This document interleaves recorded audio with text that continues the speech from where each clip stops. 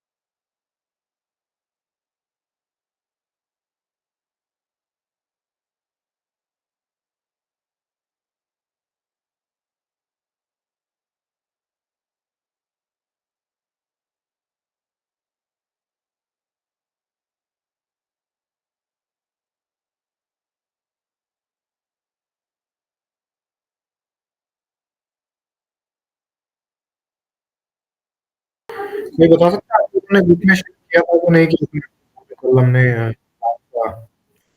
Announce किया था।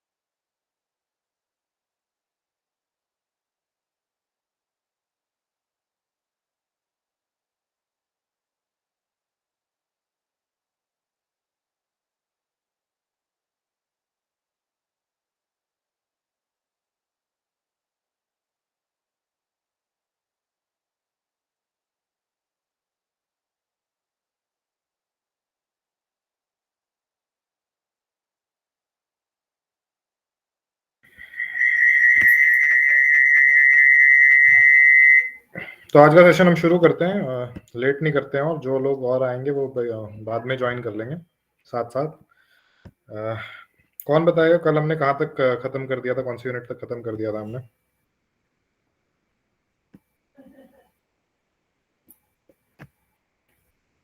Any student, किस यूनिट तक हम कल चले गए थे?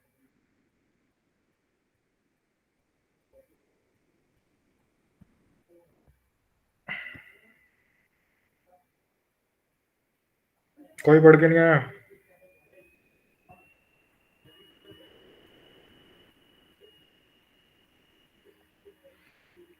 हमारा ये लास्ट सेशन है आज का इस सब्जेक्ट का, तो हम इसको कंटिन्यू करते हैं। और मुझे नहीं लगता कोई पढ़ के आया है।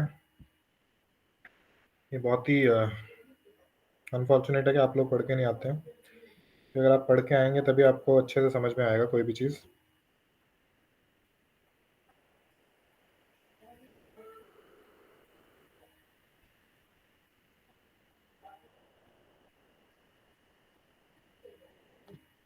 हम 7th यूनिट से शुरू करेंगे।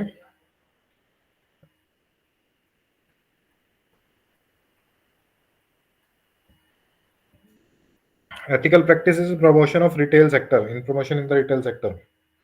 ये क्या क्या सही प्रैक्टिसेस होंगी किसी भी रिटेल सेक्टर के प्रमोशन के लिए, क्या क्या चीज़ें होती हैं, वो हम आज कंटिन्यू करेंगे। और जितना हो सकेगा आज हम इसलिए ही थोड़ा हमने टाइमली शुरू किया है, या जितना हो सकता है उतना कंप्लीट हो जाए आज का।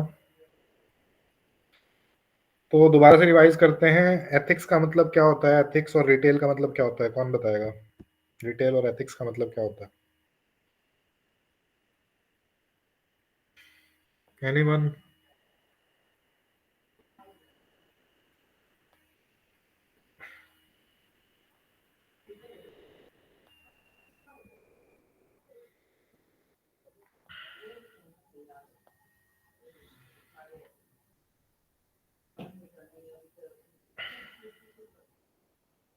तो need for ethical promotion in retail हम पढ़ते हैं कि हम जो प्रमोशन करते हैं वो किस लिए करते हैं, एथिकल प्रमोशन क्या होता है।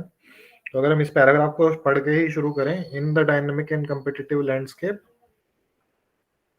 of retail sector, promotion serves as the conduit through which business communicate with their target audience. It is how products and services are bought to the attention of consumers, enticing them to make purchasing decision. However, the way this communication takes place and the tactics employed in the pursuit of sales have profound implications. तो क्या होता है promotion? Promotion क्या होता है, कोई अगर बताए, किसी को कोई आइडिया हो? प्रमोशन क्या होता है? प्रमोशन हम किसी बिजनेस में प्रमोशन कैसे करते हैं, क्या होता है प्रमोशन? सर जैसे कि कोई एक नई कंपनी को आरंभ करना होता है, हम्म। और जैसे कि अपने अपने मतलब कि मार्केटिंग लाइन से, जैसे कि कुछ सामान जो होते हैं, नई नई शॉप खुलती है जो मतलब कि उससे प्रमोशन, जैसे कि वो क्या कहते हैं, प्रचार करना। ठीक है, प्रचार करना बिल्कुल सही है। किस किस तरह से प्रचार करती हैं जो कंपनीज हैं, बिजनेस हैं, वो कौन कौन, कोई बता सकता हो? कोई भी बता सकता है।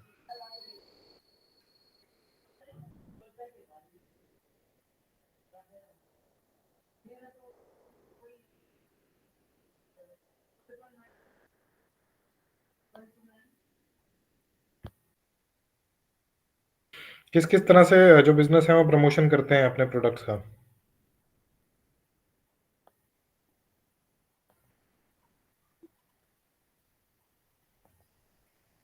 तो प्रमोशन, जैसे कि प्रियांश ने बताया, प्रचार करना अपने किसी भी प्रोडक्ट का। अगर कोई भी बिजनेस है, कोई कंपनी है, अपना प्रोडक्ट बनाती है, तो उसको लोगों तक पहुंचाना बहुत जरूरी है। तो कैसे आप लोगों तक पहुंचाएंगे? आपने एक नया प्रोडक्ट बना दिया, पर अगर उसका लोगों को पता ही नहीं है, जो ऑडियंस सर कस्टमर्स हैं, आप सर जैसे कि वो क्या होता है, वो फॉर्म होते हैं ना, वो फॉर्म को छाप लेते हैं, मतलब कि ज्यादा छाप लेते हैं वो, जब मतलब कि जो मतलब कि जान पहचान के होते हैं उनके, जैसे कि आप और मैं हूँ, तो मैं जान पहचान की, और मेरे पास बहुत सारे मतलब कि चिल्ड्रंस हैं, आपने मुझे पर्चा दिया कि ये सबको बांट देना, हम्म, इससे भी तो हो सकता है। हाँ, इससे भी हो सकता है। तो प्रियंशु ने तरीका बताया कैसे हो सकता है। भारती कुछ बोलना चाह रहे हैं? जी सर, सर विज्ञापन द्वारा भी हो सकता है। विज्ञापन से भी हो सकता है।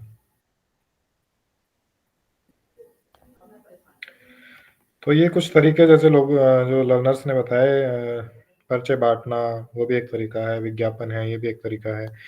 प्रमोशन क्यों किया जाता है कि अगर आपने एक प्रोडक्ट बनाया है, आप एक नई एक कंपनी है, आप एक कोई चीज़ बना रहे हैं, अब क्योंकि आपने वो चीज़ बना दी तो ऐसा ज़रूरी नहीं है कि सब उस चीज़ को एकदम से खरीद लेंगे, उन्हें जब तक उसके बारे में जानकारी नहीं होगी। फॉर एग्जाम्पल आप कोई भी चीज़ बना रहे हैं, आप छोटी से छोटी चीज़ ले लीजिए, आप एक वही हम कल सोप की बात कर रहे थे, अगर आप एक नया सोप मैन्युफैक्चर कर रहे हैं, आप एक बिजनेस है जो सोप बनाते हैं, तो अगर आपने एक नया सोप बनाया तो कैसे लोग उसको खरीदेंगे, उसके बहुत अलग अलग तरीके हो सकते हैं। एक तो आप उसको प्रमोशन कैसे करेंगे, या तो आप टीवी पे प्रमोशन देखते हैं, बड़ी बड़ी कंपनीज हैं अपने टीवी पे प्रमोट करते हैं अपने प्रोडक्ट। तो एथिकल प्रमोशन क्या होगा उसमें, कि आप बिल्कुल सही उसमें इंफॉर्मेशन दें, सारी जो जानकारी है उस प्रोडक्ट के बारे में वो सही दें। उसी तरह एथिकल प्रमोशन में आप एडवर्टाइजमेंट करते हैं, या एक जैसे लर्नर ने बताया, आप अगर छोटी कंपनी है और आप एक शहर में अपना एडवर्टाइजमेंट प्रमोशन करना चाहते हैं, तो आप एक पैम्फलेट्स बांट सकते हैं। नए नए पैम्फलेट्स जो बांटेंगे आप, उसके हिसाब से आपका प्रमोशन हो जाएगा। उसके बाद आप जो विज्ञापन देके, आप अखबार में देके, या फिर किसी भी तरह के तरीके से, किसी भी तरह के कस्टमर्स को जानकारी देना, ये जानकारी देना कि कैसे क्या आपने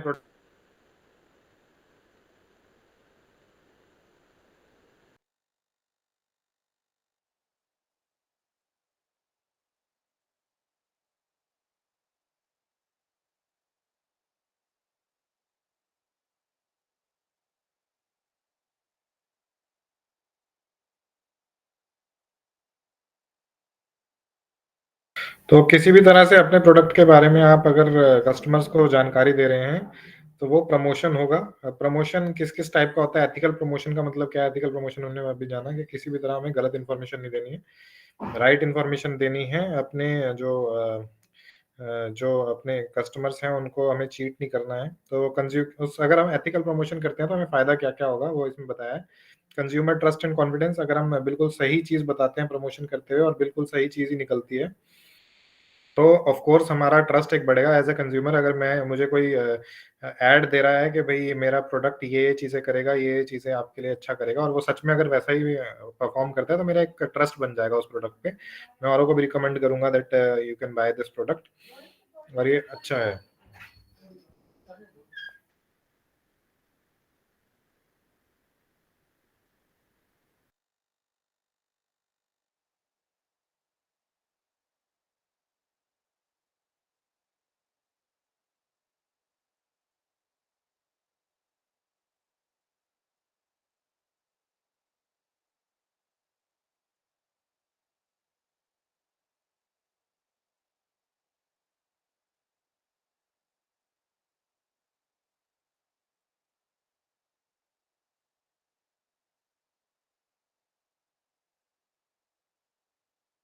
तो अलग अलग तरीके होते हैं मेरे बीच में, जस्ट मुझे म्यूट करना पड़ा था किसी वजह से। तो अलग अलग तरीके हैं प्रमोट करने के, जैसे कि प्रमोट करें हमने और उसके बाद उसका फायदा क्या है। अगर हम एथिकल प्रमोशन करते हैं तो हमारे पास एक ट्रस्ट, कस्टमर का ट्रस्ट बढ़ेगा हमारे ऊपर।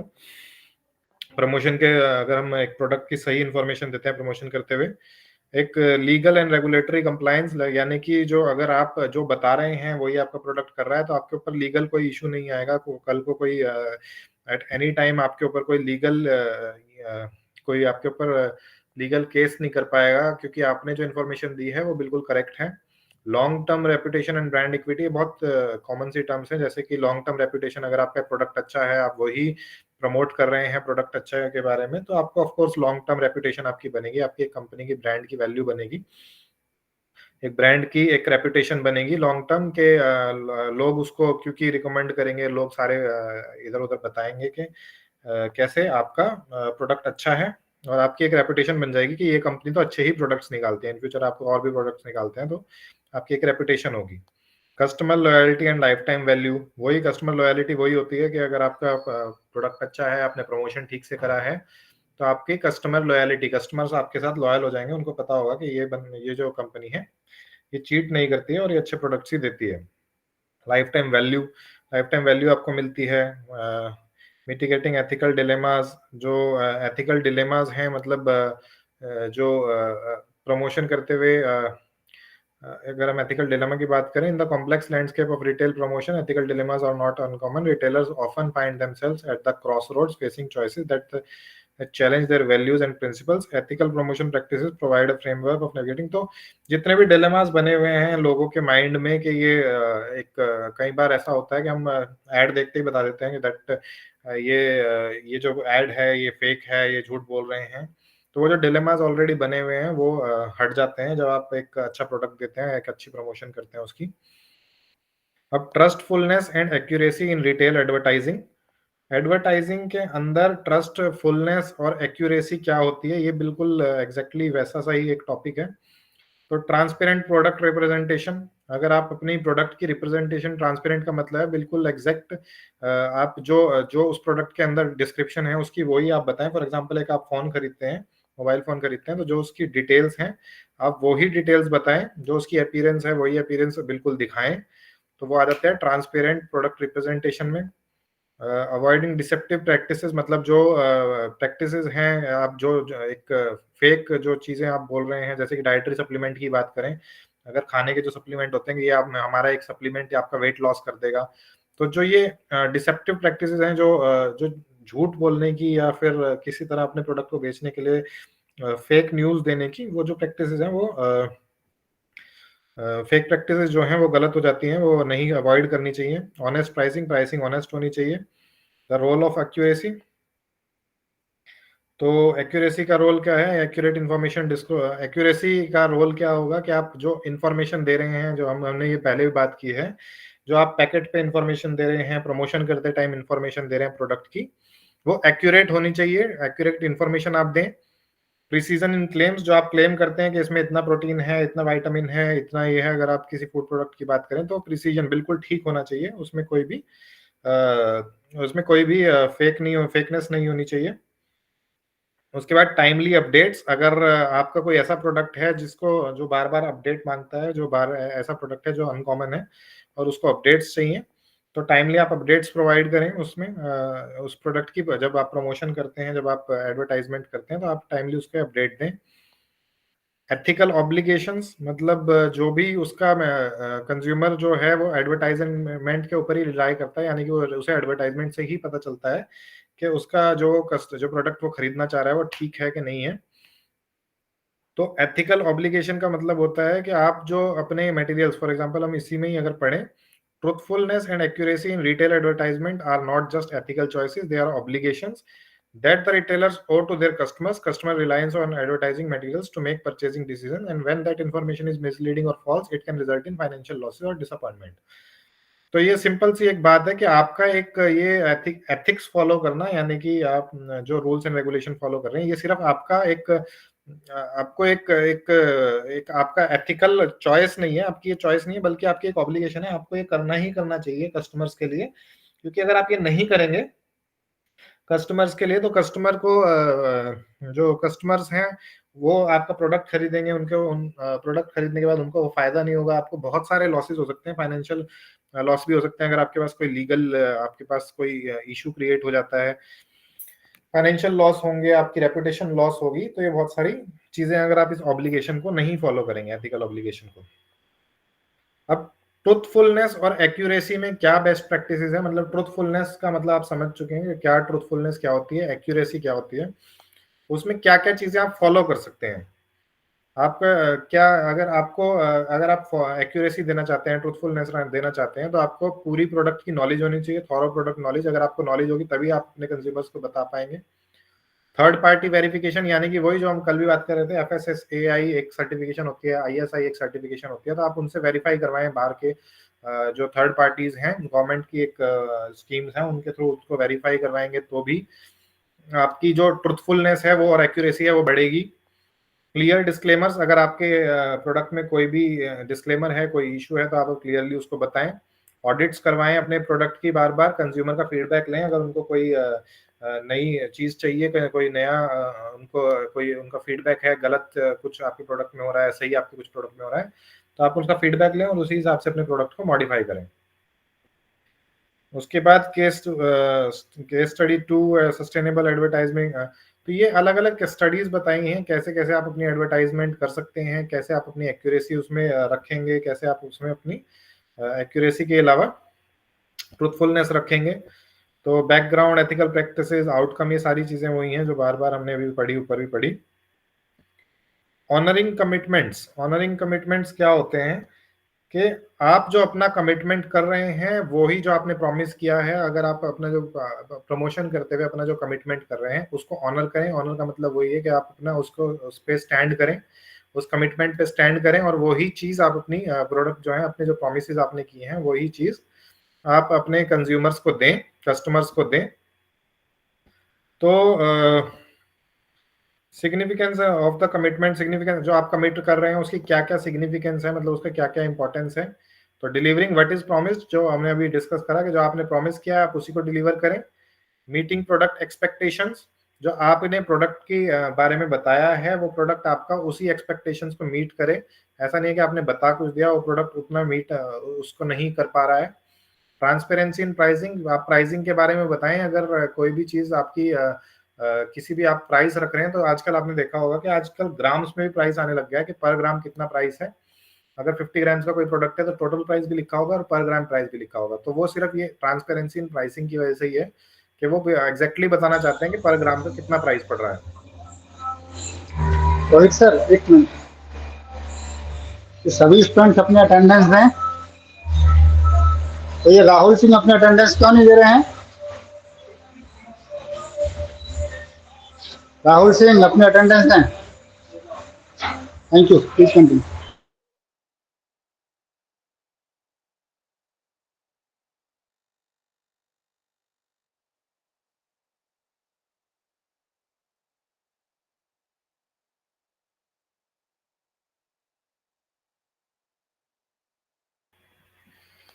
तो फुलफिलिंग सर्विस प्रोमिसेस, मतलब अगर आपका कोई प्रोडक्ट ऐसा है जिसमें सर्विसिंग की जरूरत पड़ती है, वारंटी है उसकी बार बार सर्विसिंग की, या जो आपने सर्विसेज प्रोवाइड करें, कोई वारंटी आप प्रोवाइड कर रहे हैं, कल भी हम वारंटी की बात कर रहे थे। तो अगर आपने एक साल की फॉर एग्जांपल वारंटी दी है और अगर आपका प्रोडक्ट एक साल में खराब हो जाता है, तो आप अपनी जो आपने प्रॉमिस किया है एक साल की वारंटी का, उसकी सर्विसिंग प्रोवाइड करें, फुलफिल करें आपने जो प्रॉमिस किया है उसको, और अपनी रिस्पॉन्सिबिलिटीज को, सारी रिस्पॉन्सिबिलिटी, एथिकल रिस्पॉन्सिबिलिटीज को माने।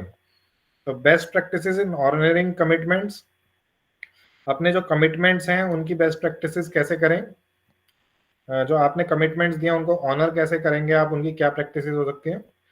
कंज्यूमर कस्टमर फोकस्ड पॉलिसीज, आप जो पॉलिसीज अपनी बनाएंगे, आपने जो कमिटमेंट्स किए हैं उनकी जो पॉलिसीज बनाएंगे वो कंज्यूमर फोकस्ड होनी चाहिए, यानी कि कंज्यूमर कस्टमर के फोकस्ड होनी चाहिए।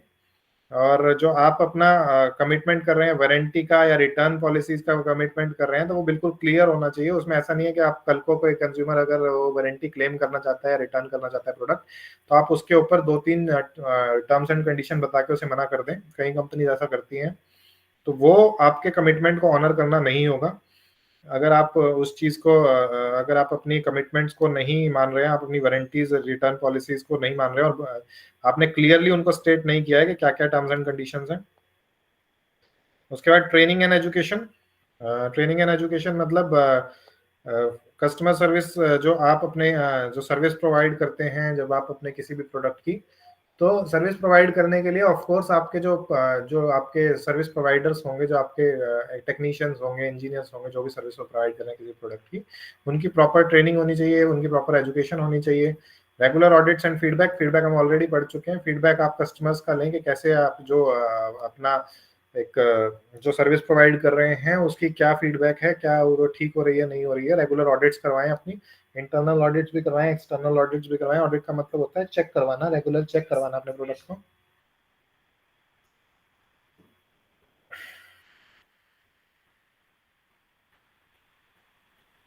उसके बाद अवॉइडिंग मिसइंटरप्रिटेशन का मतलब वही है, इंटरप्रेट आप करते हैं किसी भी चीज को, अपने प्रोडक्ट को अगर आप इंटरप्रेट कर रहे हैं तो उसी चीज को आप मिस इंटरप्रिटेशन करना, यानी कि कई बार ऐसा है कि आप जान के कोई चीज गलत बता रहे हैं अपने प्रोडक्ट के बारे में, बट बहुत बार ऐसा होगा कि आप कोई चीज बताना चाह रहे हैं बट वो मिस इंटरप्रेट हो रही है। मिस इंटरप्रेट मतलब आप बताना सही चाह रहे हैं बट उसके दो मीनिंग निकल रहे हैं।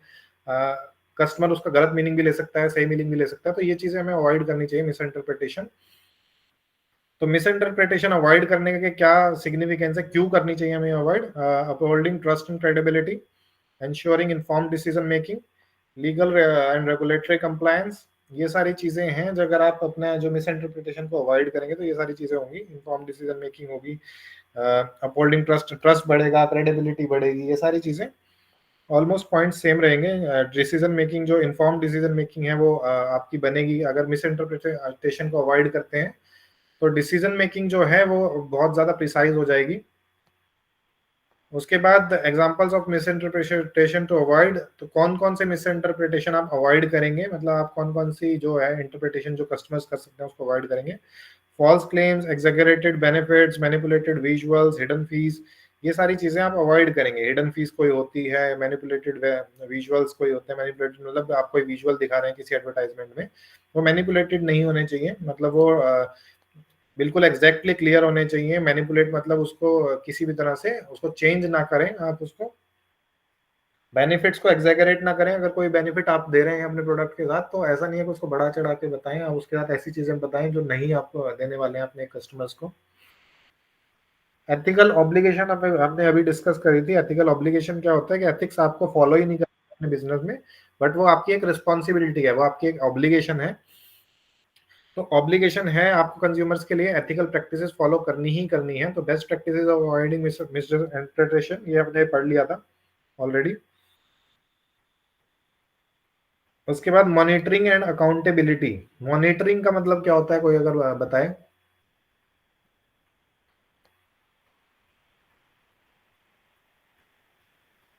सर किसी चीज पर नजर रखना। बिल्कुल, इसका एक जेनरिक इसका एक मतलब यही है। और कोई कुछ और बताना चाहे बिजनेस अकाउंट से, बिजनेस से रिलेटेड कुछ बताना चाहे कोई? सर उसकी जांच करना। ठीक है। सर जैसे कि कोई हेड है, वहाँ का हेड है, जैसे कि वहाँ के कर्मचारी मतलब कि कुछ भी काम करते हैं, वो हेड जो होते हैं ना, वो अपने अपने आप से मतलब कि डील करते हैं। और उसी मतलब कि जितने कर्मचारी हैं उस पर नजर रखना, उनकी सारी गलतियों को कहना, उनकी सुधार करना, ये होते हैं। हाँ बिल्कुल, मॉनिटरिंग का जो एक जेनरिक एक वो ही है, नजर रखना भी मॉनिटरिंग कह सकते हैं। या फिर मॉनिटरिंग का मतलब है किसी तरह से अपने काम के बारे में जानकारी रखना, जो काम हो रहा है उसको मॉनिटरिंग करना, उसकी अकाउंटेबिलिटी लेना, उसका रिस्पॉन्सिबिलिटी लेना उसकी, वो सारा मॉनिटरिंग के अंदर ही आ जाता है। कि अगर आप एक आप बिजनेस रन कर रहे हैं तो उसको मॉनिटर करना, उसके सारे काम के बारे में जानकारी रखना मॉनिटरिंग के अंदर आएगा। अकाउंटेबिलिटी मतलब उसके अंदर कोई लॉस हो रहा है, प्रॉफिट हो रहा है, उसकी अकाउंटेबिलिटी लेना, ये सारा आ जाएगा। तो ये मॉनिटरिंग रखना और अकाउंटेबिलिटी रखने के क्या क्या फायदे हैं, क्या क्या सिग्निफिकेंस है। तो अगर आप मॉनिटर रखते हैं तो आपका कंप्लायंस, आप मतलब अगर आप मॉनिटरिंग रखते हैं, अकाउंटेबिलिटी में इंश्योर करते हैं कि अगर इन रेगुलेशंस के ऊपर आप फिक्स रहते हैं तो उससे क्या होगा, जो आपके जो एक गवर्नमेंट के रूल्स हैं, कंप्लायंस हैं जो गवर्नमेंट ने बनाए हुए हैं, या रूल्स एंड रेगुलेशन हैं, आप उनके कंप्लायंट रहेंगे, यानी कि आप उनको भी फॉलो करेंगे, क्योंकि आपके पास सारी इंफॉर्मेशन होगी, आप सारी चीजों को ढंग से जानते होंगे, तो आप उन चीजों को फॉलो करेंगे। अगर आप मॉनिटरिंग अच्छे से करते हैं तो ये सारी चीजें इंटरलिंक्ड है। अगर आप मॉनिटरिंग करते हैं, अकाउंटेबिलिटी करते हैं, तो आपका ऑफ कोर्स आपका बिजनेस अच्छे से रन करेगा। बिजनेस अच्छे से रन करेगा तो एक कस्टमर ट्रस्ट क्रिएट होगा आपका। आप अगर एथिकल प्रैक्टिसेस फॉलो करते हैं तो कस्टमर ट्रस्ट बनेगा, रेपुटेशन बनेगी, ये वही सारी चीजें हैं, रेपुटेशन बनेगी। मॉनिटरिंग एंड अकाउंटेबिलिटी एग्जांपल क्या हो सकते हैं? फूड सेफ्टी मॉनिटरिंग, यानी कि अगर आप फूड सेफ्टी मॉनिटरिंग की बात करें तो आप अगर थर्ड पार्टी FSSAI से अपना सर्टिफिकेशन करवाते हैं अपने फूड जो आप प्रोडक्ट अगर बना रहे हैं कोई, तो फूड सेफ्टी मॉनिटरिंग के अंदर आ जाएगा।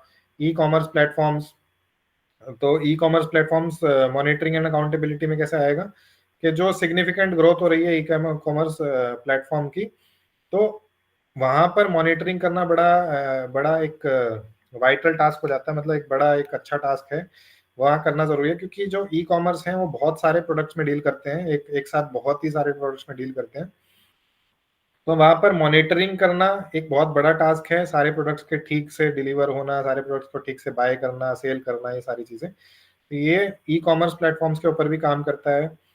तो उसके बाद एक ये advertising standards council of India SI rating होती है। एसआई रेटिंग भी जो कंपनीज हैं, जो कोई प्रोडक्ट्स हैं, उनके ऊपर आपको दिखाई देगी, ASCII rating.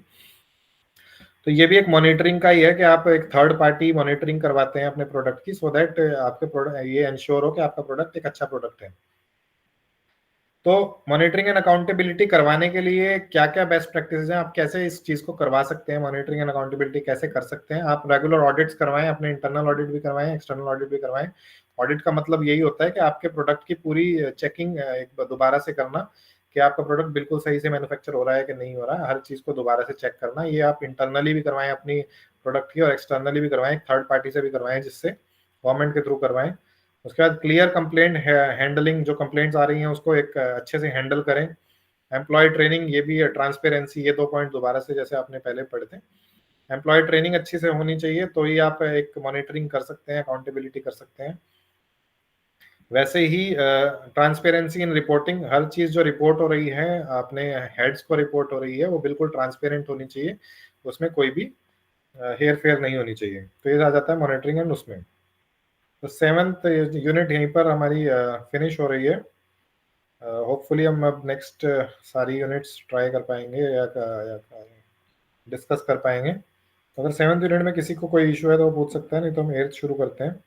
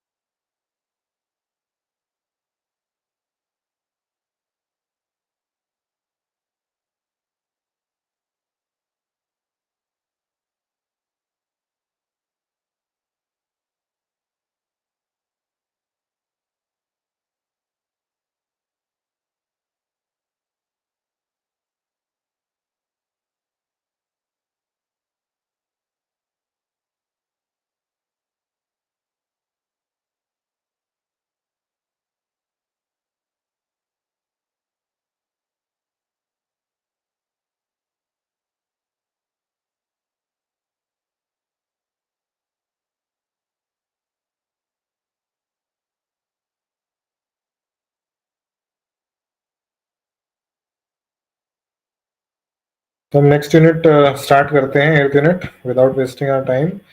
Ethical practices in managing distribution. तो हम डिस्ट्रीब्यूशन करते हैं किसी भी चीज की, किसी भी अपने प्रोडक्ट की डिस्ट्रीब्यूशन करते हैं, तो उसमें क्या क्या एथिकल प्रैक्टिसेस हम फॉलो करेंगे।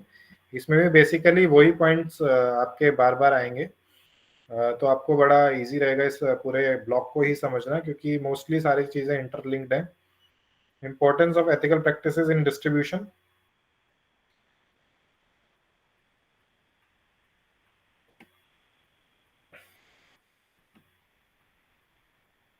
तो वही है, अगर आप एथिक्स फॉलो करते हैं किसी भी चीज में, आप अगर अपना एथिक्स फॉलो करते हैं, तो उससे एथिक्स फॉलो, अगर आप डिस्ट्रीब्यूशन में भी अपना एथिक्स फॉलो करेंगे, एथिकल प्रैक्टिसेस फॉलो करेंगे डिस्ट्रीब्यूशन के अंदर, तो वो ही चीजें आपको बेनिफिट करेंगी। जैसे कि आपका building and maintaining strong trust in the market.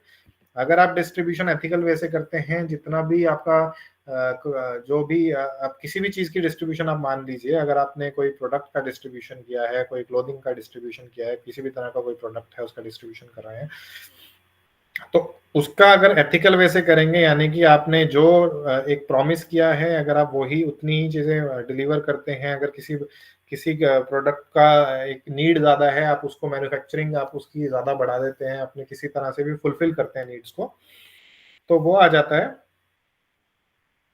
Ethical distribution के अंदर। अगर एथिकल डिस्ट्रीब्यूशन करेंगे तो वही सारी चीजें हैं कि आपका एक स्ट्रॉन्ग ट्रस्ट बन जाएगा मार्केट के अंदर, एक ब्रांड इमेज बन जाएगी मार्केट के अंदर। उसके बाद आप स्टैट्यूटरी कंप्लायंस, आप अगर आप डिस्ट्रीब्यूशन आप ठीक से कर रहे हैं, सारे आप जो अपने प्रॉमिसेस हैं उनको फुलफिल कर रहे हैं, तो आप एक कंप्लायंस को फॉलो करेंगे। स्टैट्यूटरी कंप्लायंस यानी कि जो कंप्लायंस बनी हुई है गवर्नमेंट की कंप्लायंस, उनको फॉलो करेंगे। आपकी बिजनेस की ग्रोथ होगी, लॉन्ग टर्म बिजनेस ग्रोथ होगी। Build strong customer loyalty, loyalty बढ़ जाएगी, आपकी कस्टमर लॉयलिटी जो है वो बढ़ जाएगी। रिस्क मिटिगेशन, जो रिस्क हैं वो इन्वॉल्व कम होंगे। ये सारे जो जितने भी बेनिफिट्स हैं, एक एथिकल वे अगर आप फॉलो करते हैं किसी भी चीज में, चाहे आप डिस्ट्रीब्यूशन की बात करें, प्रमोशन की बात करें, मैन्युफैक्चरिंग की बात करें, अगर आप उसको सही तरीके से करते हैं तो मोस्टली पॉइंट सेम रहेंगे कि आपका किसी भी तरह बिजनेस अच्छा इंक्रीज होगा, आप लीगली सारी चीजें फॉलो करेंगे, सोशल रिस्पॉन्सिबिलिटी आपकी, आप क्योंकि आप सारी चीजें सही तरीके से कर रहे हैं, तो आपकी जो सोशल रिस्पॉन्सिबिलिटी है, यानी कि एक जो लोगों के प्रति रिस्पॉन्सिबिलिटी है, सोशल रिस्पॉन्सिबिलिटी है, वो भी आपकी ऑफ कोर्स बढ़ेगी, और आपको समझ में आएगा कि आपको क्या क्या चीजें करनी चाहिए, क्या चीजें नहीं करनी चाहिए। रिटेंशन ऑफ पोटेंशियल एम्प्लॉयज, अगर आप सही तरीके से काम कर रहे हैं तो आपको पता होगा कि आपके कौन से एम्प्लॉयज कितना पोटेंशियल रखते हैं, कितना अच्छे से काम करते हैं, तो उनको रिटेन करना भी आपके लिए इजी हो जाएगा। आपको पता होगा कि उन एम्प्लॉयज को रिटेन करना है। कॉम्पिटिटिव एडवांटेज, तो आपकी एक एडवांटेज होगी, कॉम्पिटिटिव एडवांटेज होगी, क्योंकि और अगर आपके कॉम्पिटिटर्स जो हैं वो एथिकल वे फॉलो नहीं कर रहे हैं, आप एथिकल वे फॉलो कर रहे हैं, तो आपकी एक एडवांटेज रहेगी, आपके ऊपर एक रिस्पॉन्सिबिलिटी, एक ट्रस्ट एक आपका ज्यादा बढ़ेगा। Vendor selection and due diligence, vendor selection की हमने कल भी बात करी थी कि जो लोग हमें एक प्रोडक्ट प्रोवाइड कर रहे हैं, जैसे कि हमने कल रिलायंस का एग्जांपल लिया था, तो जो बड़ी बड़ी कंपनीज हैं वो जब वेंडर को सेलेक्ट करती हैं, जो उनको प्रोडक्ट्स प्रोवाइड कर रहे हैं, तो उनके बहुत सारे क्राइटेरिया होते हैं, वो ऐसे ही किसी भी वेंडर को सेलेक्ट नहीं करते, वो एक सिलेक्शन करते हैं, एक सिलेक्शन प्रोसीजर करते हैं, उनके बहुत टफ रूल्स एंड रेगुलेशन होते हैं, और उसके बाद ही वो किसी वेंडर से अपना प्रोडक्ट उठाते हैं, किसी प्रोडक्ट से उठाते हैं, और उसके बाद उसको रिटेल स्टोर पर सेल करते हैं। तो वेंडर सिलेक्शन क्या होता है, जहां पर आपको एक ऐसा वेंडर सेलेक्ट करना है, जो वेंडर सिलेक्शन इसलिए इंपॉर्टेंट हो जाता है क्योंकि आप किसी से भी ऐसे प्रोडक्ट नहीं ले सकते। अगर आप किसी भी पर्सन से प्रोडक्ट ले लेते हैं विदाउट उसकी जांच के वगैरह, तो आपके ऊपर बहुत सारे कंप्लायंस इश्यू आ सकते हैं। वो आपको एक फेक प्रोडक्ट्स दे सकते हैं, जिसकी वजह से आपका बिजनेस बिल्कुल एकदम से डाउन हो सकता है, आपकी रेपुटेशन बिल्कुल डाउन हो सकती है, क्योंकि आप एक फेक प्रोडक्ट सेल कर रहे हैं जो आपको पता भी नहीं है कि फेक है, क्योंकि आपके वेंडर ने आपको ये चीजें नहीं बताई। तो वेंडर सेलेक्ट करना बहुत ही एक एक इम्पॉर्टेंट प्रोसेस है, वेंडर को सेलेक्ट करना बहुत जरूरी है, एक अच्छे वेंडर को सेलेक्ट करना बहुत जरूरी है। तो validity of licences and registrations, if the company is registered check the following, अगर आपकी कंपनी रजिस्टर्ड है, अगर कंपनी कोई भी रजिस्टर्ड है, अगर आप एक कंज्यूमर हैं और आप एक प्रोडक्ट खरीद रहे हैं और अगर वो कंपनी रजिस्टर्ड है, तो आपको क्या क्या चेक करना है कि जो जिससे आप प्रोडक्ट खरीद रहे हैं उसकी लाइसेंसेज एंड रेगुलेशन, यानी कि जो उसके गवर्नमेंट के लाइसेंसेज होते हैं वो सारे उसने लिए हुए हैं, रेगुलेशन को फॉलो कर रहे हैं, क्या उसने अपनी इंश्योरेंस कवरेज करवा रखी है, बैंक अकाउंट डिटेल्स उसकी होनी चाहिए, जीएसटी नंबर उसका होना चाहिए, उसके जो फाइनेंशियल रिपोर्ट्स होती हैं वो होनी चाहिए, कंप्लायंट हिस्ट्री, यानी कि उसके जो पिछली हिस्ट्री है, जो कि उन्होंने आज ऐसा नहीं है कि एक साल से कंप्लायंस फॉलो कर रहे हैं, कि वो पिछली हिस्ट्री को भी कंप्लायंस फॉलो कर रहे हैं कि नहीं, customer feedback, product warranty policy. तो ये सारी चीजें जो दी हुई हैं, ये सारी चीजें आपको ध्यान रखनी है जब आप एक वेंडर सिलेक्शन करते हैं, जब आप किसी कंपनी से एक प्रोडक्ट उठाते हैं, जब आप किसी वेंडर से एक प्रोडक्ट उठा रहे हैं, तो आपको ये सारी चीजें जो यहाँ पर 14 चीजें दी हैं, 15 चीजें दी हुई हैं, ये सारी चीजें आपको मेक श्योर करना है, सो दैट आपकी जो रेपुटेशन है, आप जब सेल कर रहे हैं किसी प्रोडक्ट को, आपकी रेपुटेशन हिंडर ना करे। उसके बाद ये एक क्वेश्चंस टू आस्क, आप कौन से क्वेश्चंस, अगर किसी भी वेंडर का सिलेक्शन कर रहे हैं, कौन किस वेंडर से आपको अपना प्रोडक्ट्स लेना है, तो ये कुछ क्वेश्चंस बताए हैं, क्या क्या आप क्वेश्चन उससे पूछ सकते हैं और क्या क्या क्वेश्चंस आपको पूछने चाहिए एक अच्छा वेंडर सेलेक्ट करने के लिए। तो ये बहुत इंपॉर्टेंट है। अगर आप इस डायग्राम को देख लेंगे एक बार और एग्जाम में आता है, तो ये डायग्राम ही अपने आप में बहुत इंपॉर्टेंट है। आप इसके थ्रू खुद ही आंसर लिख सकते हैं। एक अच्छा, अगर नंबर में क्वेश्चन आता है 10 नंबर्स में, तो आप इसके डायग्राम के थ्रू ही लिख सकते हैं उस आंसर को।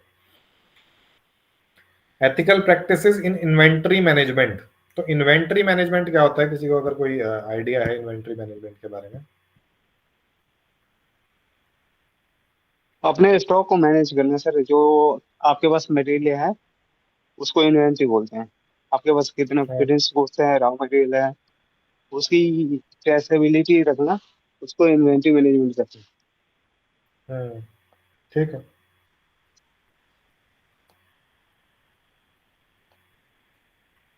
और कोई कुछ और बताना चाहे, कुछ और किसी को आइडिया हो? वैसे ये भी बिल्कुल ठीक बताया हमने। एडवांटेज का मतलब क्या होता है? किसका? एडवांटेज का। इन्वेंटरी का? इन्वेंट्री का ये मतलब अभी बताया, जैसे इन्होंने एक लर्नर ने भी बताया कि आप जब कोई भी प्रोडक्ट बनाते हैं तो आप एक रॉ मटेरियल खरीदते हैं, उसके बाद रॉ मटेरियल से आप उसका एक प्रोडक्ट बनाते हैं। तो रॉ मटेरियल को स्टोर करना भी इन्वेंट्री है, वो भी अगर आप किसी भी प्रोडक्ट को कहीं पे स्टोर करते हैं, अगर आप रॉ मटेरियल को स्टोर करते हैं वो भी इन्वेंट्री है। अगर आप उससे एक फिनिश प्रोडक्ट बनाते हैं, इस रॉ मटेरियल से आपने एक प्रोडक्ट बना लिया, उस प्रोडक्ट को अभी आपने क्योंकि अभी नहीं अपने जो कंज्यूमर्स हैं उनको सेल नहीं किया, काफी सारा प्रोडक्ट आपने मैन्युफैक्चर कर लिया, तो उसको जहां आप स्टोर करते हैं उस भंडार को, जो भंडार अगर आप एक वर्ड लेना चाहें तो इन्वेंट्री का मतलब होता है भंडार, यानी कि जहां पर आप अपने जो प्रोडक्ट्स हैं उसको स्टोर कर रहे हैं फर्दर उसको सेल करने के लिए या उसका यूज करने के लिए, तो वो आता है इन्वेंट्री। अब ethical practices in inventory management क्या होता है कि जैसे कि आपने एक एथिकल प्रैक्टिस मतलब आपने बहुत बार सुना होगा कि गवर्नमेंट जब क्लेम्स करती है कि उनके पास इतना सारा अनाज है, उनकी इन्वेंट्री में इतना सारा ये है और इतना सारा कोई भी फूड प्रोडक्ट है, तो आपको मिसलीडिंग रिपोर्ट नहीं देनी है जब आप इन्वेंट्री मैनेजमेंट कर रहे हैं। एथिकल प्रैक्टिस यही होगी कि आप एक मिसलीडिंग रिपोर्ट ना दें, बिल्कुल एग्जैक्ट रिपोर्ट दें। ऐसा नहीं है कि आपके पास भंडार कम है और आप उसको बता बहुत ज्यादा रहे हैं, या फिर आपके पास बहुत ज्यादा है आप उसको कम बता रहे हैं किसी वजह से। तो एथिकल प्रैक्टिस क्या होगी, आप उसको बिल्कुल एग्जैक्ट बताएं। Fairlie treating suppliers and building long term relationships, जो आपके सप्लायर्स हैं उनको भी अच्छे से ट्रीट करें अगर आपको इन्वेंट्री अपनी मैनेज करनी है, और लॉन्ग टर्म रिलेशनशिप बनाएं। कंपनीज एनवायरमेंट रिस्पॉन्सिबिलिटी, अगर आप कहीं पे इन्वेंट्री ऐसी किसी भी केमिकल प्रोडक्ट की अगर इन्वेंट्री है तो आपको ये ध्यान में रखना है कि जो आपका पर्यावरण है आप उसको भी पॉल्यूटेड नहीं कर रहे हैं, आप अपने पर्यावरण की तरफ भी ध्यान, अपनी रिस्पॉन्सिबिलिटी रखें। Fight against counterfeit products, counterfeit हमने कल भी पढ़ा था अगर किसी को याद हो, तो फाइट अगेंस्ट काउंटरफीट प्रोडक्ट, अगर काउंटरफीट प्रोडक्ट्स आ जाते हैं आपके पास तो उनके अगेंस्ट आप फाइट करें, ऐसा नहीं है कि आप उनको रख लें। फेयर लेबर पॉलिसीज, जो लेबर पॉलिसीज गवर्नमेंट ने बनाई है उनको फॉलो करें। जो डैमेज्ड एंड एक्सपायर्ड गुड्स हैं उनको ना सप्लाई करें। ट्रांसपेरेंसी रखें, ट्रांसपेरेंसी का मतलब वही है पारदर्शिता रखें। इन्वेंट्री प्रोक्योरमेंट, इन्वेंट्री का जो आपकी इन्वेंट्री है उसको प्रोक्योर करें, यानी कि उसको जो उसका सारा जो इन्वेंट्री के अंदर आपका जो प्रोडक्ट है सारा उसको आप एक एक एक अच्छे वे में उसको अपने पास रखें, प्रोक्योर करके रखें। ऐसा नहीं है कि उसको कहीं भी आपने किसी जो भी चीज़ें हैं उनको कहीं भी रख दिया और वो खराब हो रही हैं, तो ऐसी चीज़ें नहीं करनी चाहिए। तो आप प्रोक्योर करके रखें। अपने जो एम्प्लॉयज़ हैं, ये बहुत कॉमन सा एक point, hire the right employees. आप वही चीज़ें उन्हीं एम्प्लॉयज़ को हायर करें। ऐसा नहीं है कि आपने इन्वेंट्री मैनेजमेंट के लिए कोई पर्सन रखना है और आप उसके एक ऐसा बंदा रख लेते हैं जिसको इन्वेंट्री मैनेजमेंट के बारे में कुछ पता ही नहीं है। तो आप जो पर्सन हायर करते हैं वो एक उन्हीं बंदों को हायर करें जिन बंदों को उस बारे में इंफॉर्मेशन है। अब उसके बाद एथिकल प्रैक्टिसेस इन ट्रांसपोर्टेशन, तो इसमें भी आपको मोस्टली सेम ही पॉइंट दिखाई देंगे, तो हम इसमें ज़्यादा टाइम अपना स्पेंड नहीं करेंगे। ट्रांसपोर्टेशन में क्या एथिकल प्रैक्टिसेस हो सकती हैं और उससे क्या फायदे होंगे, आप अपने प्रोडक्ट्स को अच्छे से ट्रांसपोर्ट करें, सारी पैकिंग अच्छे से होनी चाहिए, कोई भी प्रोडक्ट डैमेज ना हो, इस तरह से आप उसको रखें। ट्रांसपोर्टेशन कॉस्ट का ध्यान में रखें, वो सारी आ जाएंगी एथिकल प्रैक्टिसेस में कि कैसे आप ट्रांसपोर्टेशन कॉस्ट का अपना ध्यान रख सकते हैं, कैसे ट्रांसपोर्टेशन कॉस्ट को बिल्कुल मिनिमम कर सकते हैं, और इसके फायदे क्या होंगे ट्रांसपोर्टेशन को एथिकल वे में रखने से। कि वही सेम चीज़ें रिपीट होंगी कि आपकी जो ब्रांड रेपुटेशन है वो बढ़ेगी, आपके जो प्रोडक्ट्स हैं वो ज़्यादा उनकी लाइफ होगी, आपके जो कंज्यूमर्स हैं वो बहुत अच्छे से उसके बारे में, प्रोडक्ट के बारे में जानेंगे, उनको बहुत अच्छे से यूज़ कर पाएंगे, तो अपनी अच्छी फीडबैक देंगे, अच्छी फीडबैक देगी आप एक्सपेंशन कर सकते हैं। तो मोस्ट प्रोबेबली वही चीज़ें घूम घूम के आएंगी एथिकल प्रैक्टिसेस इन ट्रांसपोर्टेशन के अंदर भी। तो ethical practices in managing perishable products, perishable product वो होते हैं जो आपके जो एक पर्टिकुलर किसी एक कंडीशन के ऊपर काम करते हैं। पेरिशेबल प्रोडक्ट्स का मतलब होता है कि जैसे आप फूड प्रोडक्ट की बात करें तो कई ऐसे फूड प्रोडक्ट होंगे जिनको फ्रिज में ही रखना पड़ेगा, तभी वो काम करेंगे, तभी वो मतलब ठीक रहेंगे। अगर वो फ्रिज में नहीं रखे जाएंगे और बाहर रखे जाएंगे तो वो ठीक नहीं रहेंगे। तो वो होते हैं पेरिशेबल प्रोडक्ट्स के अंदर, जैसे कि डेयरी प्रोडक्ट्स हो गए, दूध हो गया, दही हो गए, तो इनको आप मोस्टली देखेंगे। ऐसा नहीं है कि वो आपको बाहर आप उनको बाय करने जाते हैं, खरीदने जाते हैं, तो वो ऐसा नहीं है कि वो बाहर ही आपको मिलेंगे, वो हमेशा आपको एक फ्रिज के अंदर आपको मिलेंगे। और बहुत सारी चीज़ें हैं जैसे कि पोल्ट्री प्रोडक्ट्स हो गए, फिश और मीट इन्होंने एग्जांपल दिया, वेजिटेबल्स हो गया, फ्रूट्स हो गया, इनको एक पर्टिकुलर टेम्परेचर पे रखा जाता है जिससे प्रोडक्ट्स ठीक रहें। इनकी क्या एथिकल प्रैक्टिसेस हो सकती हैं कि अगर फूड प्रोडक्ट है तो उसमें एफएसएसआई ए लाइसेंस आप लें, फसाई जो लाइसेंस बोलते हैं, food safety and standard authority of India, ये लाइसेंस आप लें, ये आपकी एक एथिकल प्रैक्टिस है। ट्रांसपेरेंसी मतलब वो बताए कि कौन सी डेट पे एक्सपायर होने वाला है। फॉर एग्जांपल हमने कल ब्रेड का एग्जांपल लिया था, तो ब्रेड में साफ साफ लिखा होता है कि वो किस दिन एक्सपायर होगा, कब वो मैन्युफैक्चर हुआ है, तो ये सारी चीजें आ जाती हैं ट्रांसपेरेंसी में। एथिकल प्रैक्टिस है कि आप उसमें बिल्कुल एग्जैक्ट बताएं कि कौन सी चीज कितने टाइम में एक्सपायर हो जाएगी, अब आप कब तक उसको यूज कर सकते हैं। उसके बाद और जो एथिकल प्रैक्टिसेस क्या हो सकते हैं किसी फूड प्रोडक्ट में, कि आप जब उस फूड प्रोडक्ट को बना रहे हैं और उसको सेल कर रहे हैं, तो आप उसमें मेक श्योर करें कि वो कहीं पर भी जो पेरिशेबल आइटम है वो कहीं पर भी खराब, किसी भी वजह से खराब ना हो, और वो खराब किसी कंज्यूमर के पास ना चला जाए। क्योंकि कंज्यूमर के पास अगर खराब प्रोडक्ट चला जाएगा तो फिर वही दोबारा रेपुटेशन पे इशू आ जाएगा, ट्रस्ट पे इशू आ जाएगा, ये सारी चीजें आ जाती हैं। तो ये सारे कुछ पॉइंट्स हैं, आप दोबारा पढ़ सकते हैं। Be consistent with the technology, use the technology to reduce carbon emissions and leverage technology efficiently through technological interventions. तो अगर कोई टेक्नोलॉजिकल प्रोडक्ट है तो उसको जो कंसिस्टेंट इन टेक्नोलॉजी आप रहे हैं, नई टेक्नोलॉजी यूज करें उसके लिए। अगर कोई फूड प्रोडक्ट भी है उसको बनाने में नई टेक्नोलॉजी यूज करें, जिससे पेरिशेबल प्रोडक्ट की लाइफ बढ़ जाए। और ये आपकी एक एथिकल प्रैक्टिसेस रहेंगी, ये सारी चीजें आपकी एथिकल प्रैक्टिसेस रहेंगी। इसमें कुछ ट्रू और फॉल्स दिए हुए हैं, ये आप एक बार अगर आप करेंगे तो आपको बड़ा इजी हो जाएगा आपको ये पूरा ही चैप्टर समझने में। जैसे कि companies must register with FSSAI, ये ट्रू होना चाहिए या फॉल्स होना चाहिए? तो ऑफकोर्स ये ट्रू होना चाहिए। कंपनीज अगर कोई फूड प्रोडक्ट की कंपनी है तो वो एफएसएसएआई से अपने आप को रजिस्टर करे। ये सारे आप पढ़ेंगे एक बार तो आपको एक आइडिया होगा कि इस यूनिट में क्या था। तो एर्थ यूनिट हमारी यहीं पर फिनिश हो रही है। अगर किसी को एर्थ यूनिट में कोई इशू है तो बताएं, नहीं तो फिर हम 9 शुरू करेंगे, ethical practices for the employees. ये भी बड़ा इजी एक टॉपिक है, और पढ़ने में थोड़ा इसमें इजी रहेगा आपको अंडरस्टैंड करने में भी।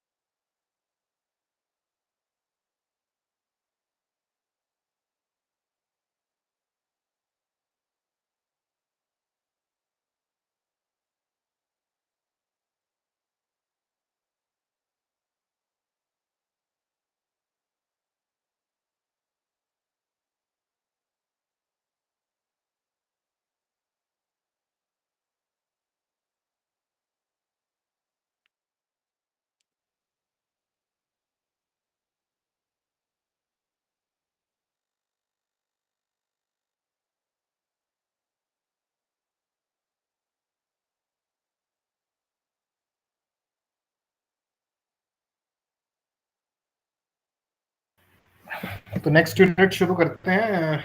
Unit 9, ethical practices for employees. कोई थोड़ा बहुत कुछ भी बताए कि एम्प्लॉयज, अगर आप एक ऑर्गेनाइजेशन है और आपके एम्प्लॉयज हैं, तो आप कौन कौन सी एथिकल प्रैक्टिसेस रख सकते हैं अपने एम्प्लॉयज के लिए, जिससे जो एम्प्लॉयज हैं वो अच्छे से काम करें या वो सेटिस्फाइड रहें अपनी जॉब से। क्या क्या एथिकल प्रैक्टिसेस हो सकती हैं?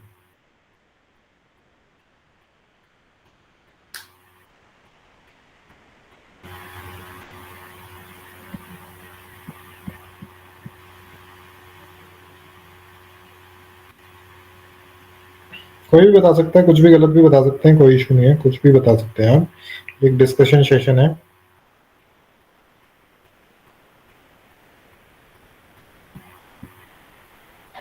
एम्प्लॉय को अपने ऑर्गेनाइजेशन के लिए जिम्मेदारी पूर्वक काम करना, लॉयल होना, ये एथिकल प्रैक्टिस में आ जाएगा। और अपने कंपनी में कोई भी एक्टिविटी ऐसा नहीं करना जिससे कंपनी को नुकसान हो, और उसका कंपनी का डेटा शेयर ना करें जिससे उसके कंपटीटर को उसका फायदा नहीं। ठीक है। और कोई कुछ बताना चाहता है? सर क्या पूछा था आपने? फ्रेंड्स थोड़ी अटेंटिव रहा करें। Ethical practices for employees, employees के लिए, जो आपके एम्प्लॉयज हैं उनके लिए क्या क्या एथिकल प्रैक्टिसेस आप रख सकते हैं, क्या क्या आप अपनी चीजें आप फॉलो करेंगे कि भाई वो आपके एम्प्लॉयज एक अच्छे एनवायरनमेंट में काम करें, खुश रहें। कौन कौन सी ऐसी प्रैक्टिसेस होंगी? सर जैसे कि कोई मतलब कि जो काम करते हैं ना, वो अपने कस्टमर को सही चीज दे, और क्या बोलते हैं, सही चीज दे, और दूसरे मतलब कि कोई गलत चीज ना दे, इंफॉर्मेशन उसे सही देना चाहिए। एम्प्लॉयज की बात हो रही है प्रियांशी, कस्टमर की बात नहीं हो रही है। आपके जो एम्प्लॉयज हैं उनको आप कैसे अच्छे से ट्रीट करेंगे, क्या क्या चीजें आप फॉलो करेंगे एम्प्लॉयज के लिए आपके? चलिए कोई बात नहीं, फिर हम इसको कंटिन्यू करते हैं। तो क्या क्या ऐसी चीजें होंगी जो आप अपने एम्प्लॉयज के लिए कर सकते हैं, या एथिकल कौन सी ऐसी प्रैक्टिसेस होंगी जो आपको फॉलो करनी चाहिए अगर आप एक कंपनी को रन कर रहे हैं, एक बिजनेस को रन कर रहे हैं अपने एम्प्लॉयज के लिए? तो सबसे पहली बात के जो ह्यूमन रिसोर्स है यानी कि एम्प्लॉयज हैं, peaceful work environment for employees, Suman Chaudhary ने अभी एक मैसेज में डाला है। ऑफ कोर्स ये भी एक एथिकल प्रैक्टिस ही है। तो कोई भी आप एक बिजनेस रन करते हैं, तो आपने पहले भी सुना होगा कि पहले जो था, बहुत आज से 50 साल 60 साल पहले क्या होता था कि जो एम्प्लॉयज हैं उनकी कोई वैल्यू नहीं हुआ करती थी। आज से 100 साल पहले एम्प्लॉयज को एज ए लेबर ट्रीट किया जाता था कि उनसे कितना भी काम करवा लो। पर अब बिल्कुल ही एक सिचुएशन चेंज हो गई है। अब एम्प्लॉयज को बड़ी अच्छी तरह ट्रीट किया जाता है। अब एम्प्लॉयज को एक ह्यूमन रिसोर्स को, यानी कि जो ह्यूमंस जो हमारे रिसोर्सेज हैं, जो हमारी किसी भी कंपनी के अंदर, बिजनेस के अंदर, उनको बहुत वेल ट्रीट किया जाता है। उनकी सारी जो एक उनकी नीड्स हैं उनको फुलफिल किया जाता है। उनकी वेजेस को अच्छे से प्रोवाइड किया जाता है। उनको एक अच्छे ऑफ दिए जाते हैं, सैटरडे संडे, कहीं किसी ऑर्गेनाइजेशन में किसी में संडेज, या उनको एक रीजनेबल ऑफ दिए जाते हैं। तो ये सारी चीजें आती हैं, प्रैक्टिसेस के अंदर ही आती हैं कि आप कैसे अपने एम्प्लॉयज के लिए बहुत अच्छे से काम कर सकते हैं, आप अपने एम्प्लॉयज के लिए। क्योंकि ह्यूमन रिसोर्स जो है, एम्प्लॉयज जो है, बहुत इंपॉर्टेंट पार्ट है ऑर्गेनाइजेशन का। और अब सब ऑर्गेनाइजेशन इस चीज को रिकॉग्नाइज करने लगी है कि ये बहुत इंपॉर्टेंट पार्ट है। इंपॉर्टेंट पार्ट कैसे है? ये इंपॉर्टेंट पार्ट इसलिए है क्योंकि आपके जो एम्प्लॉयज हैं, या आपके जो कर्मचारी हैं, वो ही एक पिलर हैं जो और आपके जो बिजनेस को रन करते हैं। आपके जो बिजनेस को रन करने के लिए जो मेन एक एलिमेंट है वो एम्प्लॉयज ही हैं। क्योंकि वही लोग एक ग्राउंड लेवल पर काम करते हैं, वही लोग उस कंपनी को रन करते हैं, वही लोग एक इनोवेटिव आइडियाज लाते हैं, वही लोग आपको एक ट्रू पिक्चर बता सकते हैं कि अभी हो क्या रहा है, अभी इस सिनेरियो में चल क्या रहा है। तो फॉर एग्जांपल, आप किसी भी एक कंपनी का या बिजनेस का एक एग्जांपल लीजिए, जहां पर आप एक टॉप मैनेजमेंट है या फिर आप एक हेड हैं। तो आपको एक ट्रू पिक्चर नहीं पता चलेगी जब तक आप अपने एम्प्लॉयज से, अपने ह्यूमन रिसोर्सेज से आप बात नहीं करेंगे। और अगर आपके ह्यूमन रिसोर्सेज सेटिस्फाइड हैं अपनी जॉब से, तभी वो लोग आपको एक ट्रू पिक्चर दे पाएंगे, नहीं तो वो खुद अपने काम में इंटरेस्ट नहीं लेंगे। अगर वो ही अपने काम में इंटरेस्ट नहीं लेंगे तो ऑफकोर्स आपका बिजनेस अच्छे से रन नहीं करेगा। तो आप कौन कौन सी एथिकल प्रैक्टिसेस फॉलो कर सकते हैं अपने एम्प्लॉयज को एक अच्छा एनवायरनमेंट देने के लिए, एक अच्छी वेजेस देने के लिए, एक अच्छी लीव्स देने के लिए, एक टाइमली लीव्स देने के लिए, और ये सारी चीजें प्रोवाइड करने के लिए, सो दैट आपका एक जो बिजनेस है वो अच्छे से रन करे। तो बेटर एम्प्लॉय रिटेंशन एक तरह का एक तरीका है। एम्प्लॉय रिटेंशन का मतलब होता है कि ऐसा अगर एक प्राइवेट कंपनी है तो ऐसा नहीं है कि आप रोज के रोज या हर 2 महीने में, 4 महीने में, 6 महीने में आप एम्प्लॉयज चेंज कर रहे हैं या 1 साल में एम्प्लॉयज चेंज कर रहे हैं। तो रिटेंशन करने का मतलब होता है कि आप जो आपके एम्प्लॉयज आपको एक अच्छा आपको आउटपुट दे रहे हैं, जो आपको एक रिजनेबल आउटपुट दे रहे हैं, आपको अच्छी जो आपकी कंपनी के लिए बहुत ही रिजनेबल है, जो बिल्कुल भी आप एक कह सकते हैं कि कई एम्प्लॉयज तो ऐसे हैं जो बिल्कुल काम नहीं कर रहे हैं और बिल्कुल भी ध्यान नहीं दे रहे हैं किसी भी चीज पे और इंटरेस्ट नहीं ले रहे हैं उनको, जबकि आपने सारी फैसिलिटीज प्रोवाइड कराई हैं। तो उन एम्प्लॉयज की बात नहीं हो रही है, पर जो आपके ऐसे एम्प्लॉयज हैं जो एक रिजनेबल काम भी दे पा रहे हैं, आपकी कंपनीज को रन करने में हेल्प, आपकी कंपनी को रन करने में हेल्प कर रहे हैं, तो आप उनको रिटेन करें, यानी उनको बार बार चेंज ना करें। क्योंकि अगर आप बार बार चेंज करेंगे अपने एम्प्लॉयज को तो एम्प्लॉय रिटेंशन, तो एक जो ट्रस्ट है, ट्रस्ट वर्दीनेस है, वो खत्म हो जाएगी। एम्प्लॉयज अपना इंटरेस्ट लेना बंद कर देंगे। फॉर एग्जांपल उन्हें पता ही होगा, जो रेस्ट ऑफ द एम्प्लॉयज है, आपने एक एम्प्लॉय को आज फायर किया या फिर एक एम्प्लॉय को अपनी कंपनी से निकाल दिया है, बिजनेस से निकाल दिया, तो बाकी सब एम्प्लॉयज को ऑलरेडी पता होगा कि ये कंपनी बार बार फायर करती है या निकाल देती है, तो वो खुद अपने जो काम में ध्यान नहीं देंगे और उसकी वजह से आपके बिजनेस को भी बहुत लॉस होगा। ऑफ कोर्स अगर आपके एम्प्लॉयज पुराने हैं, वो जानते हैं आपका बिजनेस क्या है, कैसे उसको रन करना है, तो फिर एक उस बिजनेस को रन करना बड़ा इजी हो जाएगा। वहीं अगर आपके एम्प्लॉयज बहुत नए हैं, बार बार चेंज हो रहे हैं, तो वो उसकी वैल्यू भी नहीं समझ पाएंगे बिजनेस की। टीम वर्क को एनहांस करना, यानी कि जो आपके एम्प्लॉयज हैं उन सारे वो मिलके काम करें, उसके लिए कुछ ऐसी एनवायरनमेंट्स क्रिएट करना जैसे कि आपके जो टॉप लेवल मैनेजमेंट है वो ऐसा नहीं है कि वो जो लोअर लेवल मैनेजमेंट है उससे ढंग से बात नहीं कर रही है, सारे मिलकर काम करेंगे तो ही एक बिजनेस अच्छे से रन करेगा, एक टीम बन के काम करेंगे। इम्प्रूव लीडरशिप, जो लीडरशिप है वो इम्प्रूव करे, हर तरीके से लीडरशिप अवेयर रहे, अटेंटिव रहे, अपने एम्प्लॉयज के को रेपुटेशन दे। ऐसा नहीं है कि वो उनको रेपुटेशन नहीं दे रहे हैं, बिल्कुल भी टीम वर्क को एक एनकरेज करे, लीडरशिप ऐसे इम्प्रूव होगी। एम्प्लॉय सेटिस्फेक्शन, अब आप मिलके जो एक प्रोडक्ट एक बना रहे हैं सारा एज ए एम्प्लॉयज और एक एज अ टीम लीड, आप सारे मिलके एक प्रोडक्ट बना रहे हैं, तो उसमें ध्यान रखें कि एम्प्लॉय की सेटिस्फेक्शन जरूरी है। अगर आप एम्प्लॉय की सेटिस्फेक्शन ही नहीं होगी तो ऑफकोर्स वो प्रोडक्ट नहीं काम करेगा, फिर दोबारा वो सारी जो एम्प्लॉयज के ऊपर फ्रस्ट्रेशन और उसके बाद वो सारे जो इल इफेक्ट्स हैं वो सारे क्रिएट होने शुरू हो जाएंगे। उसके बाद इम्प्रूव्ड वर्क प्लेस कल्चर, जो वर्क प्लेस है आपका, वो जो उसका कल्चर है उसको इम्प्रूव करें। कैसे कल्चर को आप इम्प्रूव कर सकते हैं कि जैसे आपके जो एम्प्लॉयज हैं वो अलग अलग जोन से आएंगे, अलग अलग पार्ट ऑफ कंट्री से आएंगे, तो उनके लिए हर तरीके के फेस्टिवल सेलिब्रेट करना, वो भी एक work culture, work place culture को इम्प्रूव करना है।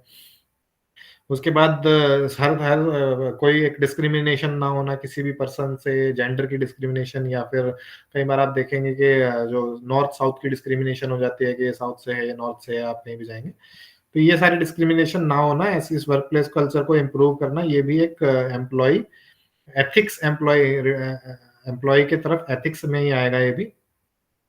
उसके बाद legal regulation, legal requirements follow करना, जो जितनी भी वेजेस गवर्नमेंट ने मिनिमम वेजेस सेट कर रखी हैं उतनी फॉलो करना। रेपुटेशन, यानी कि आप अपनी कंपनी के साथ, अपने बिजनेस के साथ एम्प्लॉयज की भी रेपुटेशन का ध्यान रखना। उसके बाद क्लाइंट लॉयलिटी का ध्यान रखना। डिसीजन मेकिंग प्रोसेस अगर आप इम्प्रूव करेंगे, अगर आपके जो डिसीजन मेकिंग अच्छी होगी तो आपके एम्प्लॉयज ऑफ कोर्स जो उस चीज को फॉलो करेंगे। फॉर एग्जांपल कई बार ऐसा होगा कि जो टॉप मैनेजमेंट है वो डिसीजन लेने में इनकम्पिटेंट है, वो अच्छे डिसीजन नहीं ले पा रही है, तो एम्प्लॉयज का भी एक ट्रस्ट खत्म होगा। पर अगर आप अच्छे डिसीजंस लेते हैं तो एम्प्लॉयज के अंदर एक ट्रस्ट जनरेट होगा कि हमारे जो हेड हैं, हमारे जो लीड हैं, वो एक अच्छा एक डिसीजन मेकिंग जो प्रोसेस है वो फॉलो करते हैं, सबकी फीडबैक लेते हैं, सबके डेमोक्रेटिक वे में काम करते हैं। तो वो भी एक एथिकल वे है डिसीजन मेकिंग में, सबको इन्वॉल्व करना, एक डेमोक्रेटिक एनवायरनमेंट फॉलो करना। Operational levels in business ethics and employees, तो पर्सनल एथिक्स क्या होते हैं, ये आप अगर इन चीजों को पढ़ेंगे, बहुत ही कॉमन सी चीजें हैं। पर्सनल एथिक्स क्या होते हैं, मतलब सही गलत क्या होता है पर्सनल लेवल पे, वो आपको बड़े इजीली समझ में आ जाएगा। Helps employees handle difficult situation, effective team handling bye it's leader, तो ये सारे बहुत कॉमन से पॉइंट है, आप इनको पढ़ सकते हैं। Similarities and dissimilarities between personal and business ethics, मतलब जो बिजनेस के एक एथिक्स हैं और आपके पर्सनली जो एथिक्स हैं, आपको पर्सनली सही गलत को का मापदंड और एक बिजनेस में सही गलत का मापदंड, उनके बीच में क्या सिमिलैरिटी होती है, ये भी डिसिमिलैरिटीज क्या होती हैं, कुछ पॉइंट्स हैं, आप पढ़ लेंगे, बड़ा इजी है ये points. Operational levels of business ethics and employees, मतलब जो बिजनेस में की अगर बात करें तो क्या ऑपरेशनल लेवल होगा, और एम्प्लॉयज की अगर बात करें तो ऑपरेशनल लेवल क्या होगा। इसमें से अगर हम इंडिविजुअल की बात करें तो organisation leaders oversee their organisation and their various departments, so decision made by individuals in the business on a daily basis and their adherence to the ethical standards are crucial. Tensions may arise because people's ethical standards may differ significantly from those of their employer. Individual ethical standards can be influenced by a variety of factors, including socio-economic status, peer pressure on। तो इसमें क्या बताया जा रहा है कि अगर हम एथिक्स की बात करें, सही गलत की बात करें, सही की बात करें, तो ऐसा हो सकता है इंडिविजुअल लेवल पे अगर हम बात करें तो कि अगर टॉप लेवल पे एक एम्प्लॉई है, अगर वो एक डिसीजन लेता है तो ऐसा हो सकता है वो अपने एथिक्स के हिसाब से एक डिसीजन ले, पर सबके जो बिहेव, सबके जो लेवल हैं वो डिफरेंट हो सकते हैं। एक जो टॉप पे लेवल पे एक पर्सन बैठा है जिसकी एक बिल्कुल एक डिफरेंट एनवायरनमेंट में वो रहता है, एक डिफरेंट एनवायरनमेंट में उसका एक रहन सहन है, डिफरेंट एनवायरनमेंट में वो सोचता है, तो उसकी सोच एक डिफरेंट हो सकती है इंडिविजुअल लेवल पे। नीचे एम्प्लॉयज की सोच एक डिफरेंट हो सकती है। तो इन चीजों को ध्यान में रखना है, इंडिविजुअल लेवल पे एथिक्स को ध्यान में रखना है और उसी हिसाब से डिसीजन मेकिंग करनी है, सो दैट कि कोई कॉन्फ्लिक्ट क्रिएट ना हो, आपके जो एम्प्लॉयज हैं वो कोई कॉन्फ्लिक्ट क्रिएट ना करें, क्योंकि उनका जो एथिकल डिलेमा है, उनका जो एक एथिकल सोचना है, उनकी जो थिंकिंग है वो अलग हो सकती है और आपकी थिंकिंग अलग हो सकती है। ऑर्गेनाइजेशन लेवल पे क्या है, वही चीज कि ऑर्गेनाइजेशन लेवल पे क्या होगा कि अगर आपकी एक ऑर्गेनाइजेशन और डिफरेंट ऑर्गेनाइजेशंस के साथ डील कर रहे हैं आप, बहुत सारी एक सप्लाई चेन है, जैसे हमने सप्लाई चेन की बात करी थी, डिफरेंट ऑर्गेनाइजेशन एक साथ अगर मिलके काम कर रही हैं, तो ऐसा बिल्कुल हो सकता है कि डिफरेंट डिफरेंट ऑर्गेनाइजेशंस के अपने अपने एथिक्स हो, अपने अपने रूल्स एंड रेगुलेशन हो, तो सबको मिलके चलना ऑर्गेनाइजेशन लेवल की बात होगी। मैक्रो लेवल, माइक्रो लेवल, ये सारी चीजें। इंडस्ट्री लेवल, कैसे आप इंडस्ट्री लेवल पे अपने एथिक्स को मेंटेन कर सकते हैं। सोसाइटल लेवल, इंटरनेशनल लेवल, ये सारी चीजें इसके अंदर आएंगी, एथिक्स को फॉलो करने के अंदर आएंगी। जैसे कि अगर हम सोसाइटल की बात करें, the legal and moral acceptability of behaviours is governed by laws, norms, customs and traditions at the national and the international level. Business practices that are not acceptable in one country may be acceptable in another. It gets exceedingly difficult for leaders to influence business ethics directly at these levels. Nonetheless, leaders can undoubtedly establish high standards and beneficial changes by working together through their organizations, trade associations, and professional associations. The work that leaders do on personal level as a part of larger organization leadership term has the biggest influence. तो इसमें social and international level में क्या बताया गया है कि ऐसा बहुत कॉमन है कि कई कंट्रीज एक चीज को अलाउ करती हैं, कई कंट्रीज एक चीज को नहीं अलाउ करती। या किसी, अगर हम सोशली एक विद इन अ कंट्री की हम बात करें, तो आप बात ये सोच सकते हैं कि कई ऐसे वो होंगे कि जो चीजें नॉर्थ में या साउथ में या ईस्ट या वेस्ट में, ईस्ट में कई चीजें अलाउड होंगी, नॉर्थ में वो चीजें नहीं अलाउड होंगी। तो उन चीजों का ध्यान में रखना आ जाता है सोसाइटल एंड इंटरनेशनल लेवल पे। तो आपको ऐसे टाइम पे डिसीजन मेकिंग कैसे करनी है, आपको according to zone decision making करनी है। ऐसा नहीं है कि आप एक जगह पर बैठकर आपने डिसीजन ले लिया और वो हर जगह पर वैलिड होगा, वो हर जगह पर वैलिड नहीं होगा। हर जगह की एक एनवायरनमेंट अलग होती है, हर जगह की डिसीजन मेकिंग अलग होती है, हर जगह के लोग अलग होते हैं। Fairness and justice in human resource management. अब ह्यूमन रिसोर्स मैनेजमेंट क्या होता है? ह्यूमन रिसोर्स की हमने बात करी, एम्प्लॉयज एक तरह से ह्यूमन रिसोर्स ही होते हैं आपके। तो जो एम्प्लॉयज हैं आपके, वो ह्यूमन रिसोर्स हैं, उनकी जो मैनेजमेंट है, ह्यूमन रिसोर्स मैनेजमेंट, आप उनके अंदर फेयरनेस कैसे लाएंगे, जस्टिस कैसे लाएंगे। तो फेयरनेस एंड जस्टिस आप बड़े इजीली समझ सकते हैं कि कोई भी, अगर आप एक कंपनी का, एक बिजनेस का एक एग्जांपल लीजिए जिसके अंदर 20 ह्यूमन रिसोर्सेज आपके काम कर रहे हैं, तो आप ह्यूमन रिसोर्स को मैनेज करने के लिए फेयरनेस कैसे लाएंगे। अगर आप एक सही बंदे को सही काम देते हैं, प्रोवाइड करते हैं, तो वो भी एक फेयरनेस का ही पार्ट है। कि ऐसा नहीं है कि एक person who belongs to a technical field, आप उसको अकाउंट्स का काम दे रहे हैं, एक अकाउंट्स फील्ड में कोई काम जो जानता है उसको आप कुछ और काम दे रहे हैं, लेबर का काम दे रहे हैं। फेयरनेस कैसे आएगी किसी भी ह्यूमन रिसोर्स मैनेजमेंट के अंदर? जब आप एक पर्टिकुलर पर्सन के लिए पर्टिकुलर काम जो बना हुआ है वही उसे काम देते हैं, जितनी वो वेजेस मांगता है, अगर वो जस्टिफाइड हैं वो वेजेस, तो आप उसको वेजेस प्रोवाइड करते हैं। ऐसा नहीं है कि अगर उसको छुट्टियां चाहिए, अगर ही और शी वांट्स लीव्स, उसको वो छुट्टियां नहीं आप प्रोवाइड कर रहे हैं, जबकि वो उसका it is written in their जो उनका कॉन्ट्रैक्ट है उसके अंदर भी रिटन है वो, उसके बाद भी आप उनको ये चीजें नहीं दे रहे हैं। तो फेयरनेस एंड जस्टिस वही है कि जब आप हर चीज को फेयरली एथिकल वे आप एक कर रहे हैं। जैसे कि इसमें अगर हम एक दो पॉइंट्स पढ़ें, ethical issues in human resource management, unfair hiring procedures in which HR managers give preference to people who have been recommended or who have personal ties। यानी कि अगर आप फेयर कैसे रहेंगे, अगर आप एक HR हैं, अगर आप एक ह्यूमन रिसोर्स मैनेजर हैं, अगर आप पर्सनल टाइज की वजह से नहीं हायर कर रहे हैं, बट आप कंपनी की नीड की वजह से हायर कर रहे हैं, जो पर्सन एक उस कंपनी को ऑफ कोर्स जो उस कंपनी के लिए नीडफुल है, आप सिर्फ उसी को हायर कर रहे हैं, तो वो आ जाएगा एक एथिकल वे में। अगर आप ऐसा नहीं करते हैं, अनफेयर मीन्स वो करते हैं, तो वो एक अनएथिकल वे हो जाएगा। In interfering in personal matters that workers do not want to reveal, this can include political inclinations, religious convictions।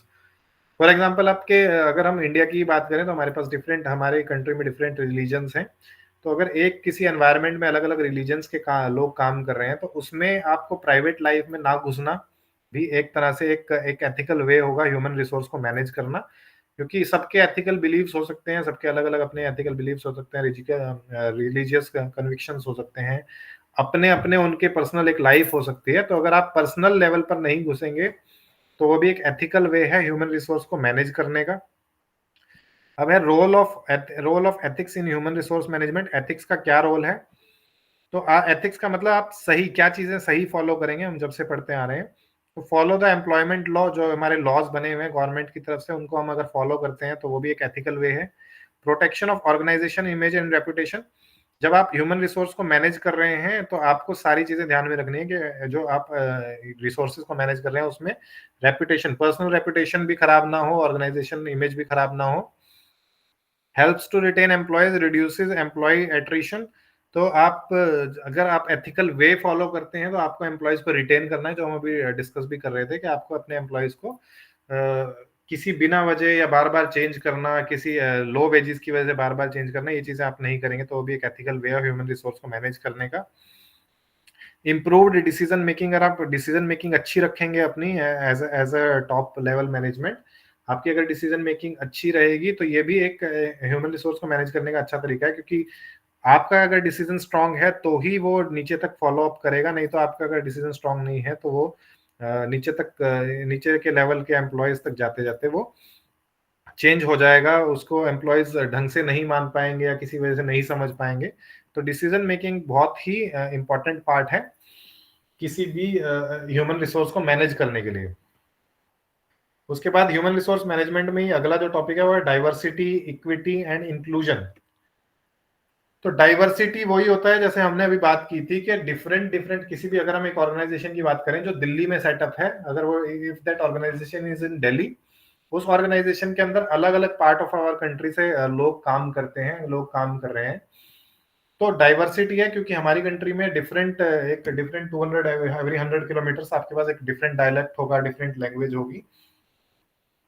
तो उस डाइवर्सिटी से डील करना है, डाइवर्सिटी के अंदर आपको उस डाइवर्सिटी से डील करना है। कैसे डील करेंगे?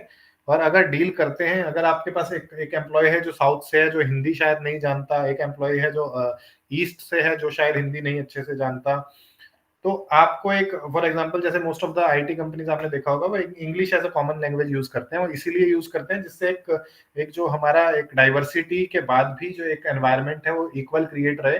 नहीं तो आप सोच सकते हैं कि कितने इश्यूज क्रिएट हो जाएंगे किसी भी कंपनी के अंदर, अगर आप एक लैंग्वेज को एक स्ट्रांगली वो कर देते हैं कि हम इसी लैंग्वेज में काम करेंगे। फॉर एग्जांपल अगर हम बात करें हिंदी की, तो अगर आप एक स्ट्रांगली, दिल्ली में एक ऑर्गेनाइजेशन है, it is focusing that we will be working in Hindi only, तो हमारी क्योंकि डाइवर्सिफाइड कंट्री है उसमें ये पॉसिबल इसलिए नहीं है क्योंकि फिर बहुत सारे कॉन्फ्लिक्ट्स क्रिएट हो जाएंगे, एम्प्लॉयज ढंग से काम नहीं कर पाएंगे। तो अगर आप वर्क प्लेस डाइवर्सिटी को अगर आप ढंग से मैनेज करते हैं, ह्यूमन रिसोर्स मैनेजमेंट करते हैं, तो उसके क्या क्या फायदे हैं? बेटर एंड इम्प्रूव प्रोडक्टिविटी, ये बड़े कॉमन से पॉइंट है कि अगर आप ऑफ कोर्स अगर सब बीच में कोई कॉन्फ्लिक्ट नहीं है एम्प्लॉयज के बीच में, तो बेटर एंड इम्प्रूव प्रोडक्टिविटी होगी। हाइट एंड इनोवेशन होगी। ऑफ कोर्स अगर सब मिलजुल के काम कर रहे हैं, कोई उसके उनके बीच में इशू नहीं आएगा, तो इनोवेशन सब लोग मिलकर अगर काम करेंगे तो कोई इनोवेटिव प्रोडक्ट भी बन सकता है। एम्प्लॉय टर्नओवर, जो एम्प्लॉयज के जो छोड़ के जाना या एम्प्लॉयज का जो एक वेजेस है वो सारी चीजें बढ़ेंगी। एम्प्लॉयज जो छोड़ के चले जाते हैं उनके जो मोराल हैं, उनके जो कंसिस्टेंसी है, वो सारी चीजें इंप्रूव होंगी। उसके बाद इफेक्टिव कम्युनिकेशन इफेक्टिव रहेगी, आपस में जो कम्युनिकेट करते हैं वो इफेक्टिव रहेगा। कम्युनिकेशन बहुत जरूरी होती है किसी भी चीज में, क्योंकि कम्युनिकेशन इफेक्टिव होगी तो आपका जो किसी भी कोई भी बिजनेस है उसके अंदर अगर कोई प्रोडक्ट बना रहे हैं तो कम्युनिकेशन अगर आपस में अच्छी होगी तो प्रोडक्ट भी अच्छे से मैन्युफैक्चर होगा या कोई नया इनोवेटिव प्रोडक्ट भी मैन्युफैक्चर हो सकता है। बेटर एम्प्लॉय इन्वॉल्वमेंट, आपस में एक दूसरे से इन्वॉल्वमेंट बहुत अच्छी हो जाएगी। एनरिच्ड कॉर्पोरेट कल्चर वैल्यूज, जो वैल्यूज हैं किसी भी एक बिजनेस की, एक कंपनी की एक वैल्यूज होंगी, वो एनरिच होंगी, वो सब फॉलो करेंगे। अब बेनिफिट्स ऑफ वर्कप्लेस डाइवर्सिटी, यानी कि जो डाइवर्सिटी है उसके इंपॉर्टेंस क्या है, हमने अब तक ये पढ़ी कि उसकी क्या क्या इंपॉर्टेंस है, क्या डाइवर्सिटी को मैनेज करने की क्या क्या इंपॉर्टेंस है। अब उसके बेनिफिट्स क्या हैं, अगर डाइवर्सिटी है तो उसके बेनिफिट्स क्या होंगे। Adopting workplace diversity in an organisation has numerous advantages, अगर आप डाइवर्सिटी को अडॉप्ट कर लेते हैं तो उसके क्या क्या एडवांटेजेस होंगे। Elevated cultural sensitivity, enhance creativity, ये वही पॉइंट्स हैं जो दोबारा से रिपीट हो रहे हैं। ड्रॉज टैलेंटेड पीपल, क्योंकि अगर आप डाइवर्सिटी को मानते हैं और उसी हिसाब से काम कर रहे हैं तो आपको ऐसा नहीं है कि आपको एक ही जगह से टैलेंटेड पीपल मिलेंगे। आपको अगर कोई पर्सन ईस्ट में अच्छा काम कर रहा है, वेस्ट में अच्छा काम कर रहा है, तो वहाँ एक टैलेंटेड पर्सन है तो वो भी आपकी कंपनी में आके काम करना ऑफ कोर्स पसंद करेगा। डाइवर्सिफाइड वर्कफोर्स, अलग अलग जगह की वर्कफोर्स होगी तो उनके अपने अपने अलग अलग एक्सपीरियंस होंगे। ग्रेटर एक्सेप्टेबिलिटी, एक दूसरे को एक्सेप्ट करने की जो कैपेबिलिटी है वो बढ़ेगी। इमेज अच्छी होगी। Diverse representation, lesser attrition rate और एनहेंस प्रोडक्टिविटी, ये सारे बड़े कॉमन से पॉइंट हैं जो जो फायदा होगा किसी भी डाइवर्सिफाइड कंपनी का अगर वो सारे एथिक्स अपने फॉलो करता है। अब classification of workplace diversity, workplace diversity के क्या क्या क्लासिफिकेशन, मतलब कैसे जो वर्कप्लेस डाइवर्सिटी है वो किस किस चीज में हम उसको क्लासिफाई कर सकते हैं। Gender, physical, cultural, generational. Gender मतलब मेल फीमेल डाइवर्सिटी होती है कि कई लोग जैसे पहले हमने देखा था कि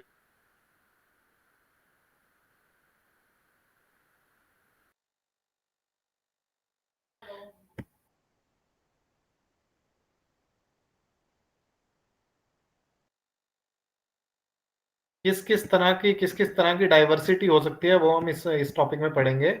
किस किस तरह से डाइवर्सिटी हो सकती है। जेंडर की डाइवर्सिटी हो सकती है कि जेंडर अलग अलग हो सकते हैं, वो भी एक डाइवर्सिटी का ही काम है।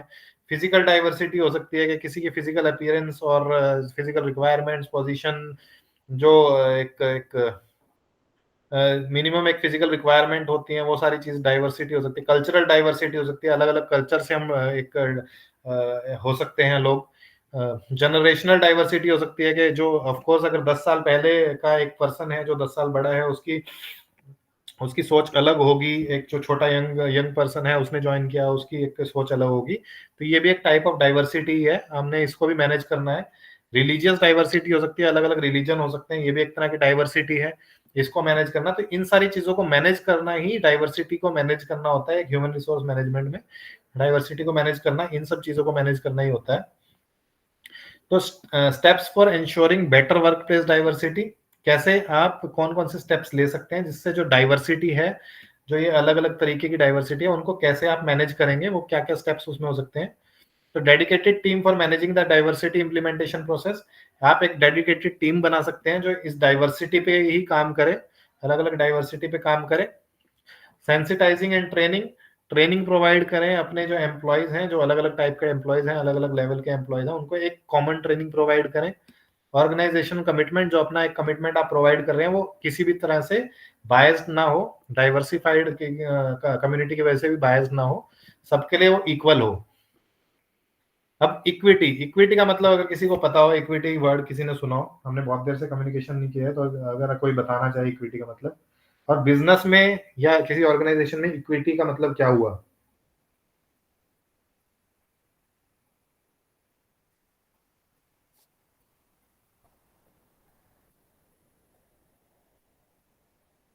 कोई भी बता सकता है, गलत भी बता सकते हैं, कोई इशू नहीं है यहाँ पे, हम सिर्फ डिस्कस करने के लिए हैं यहाँ पे।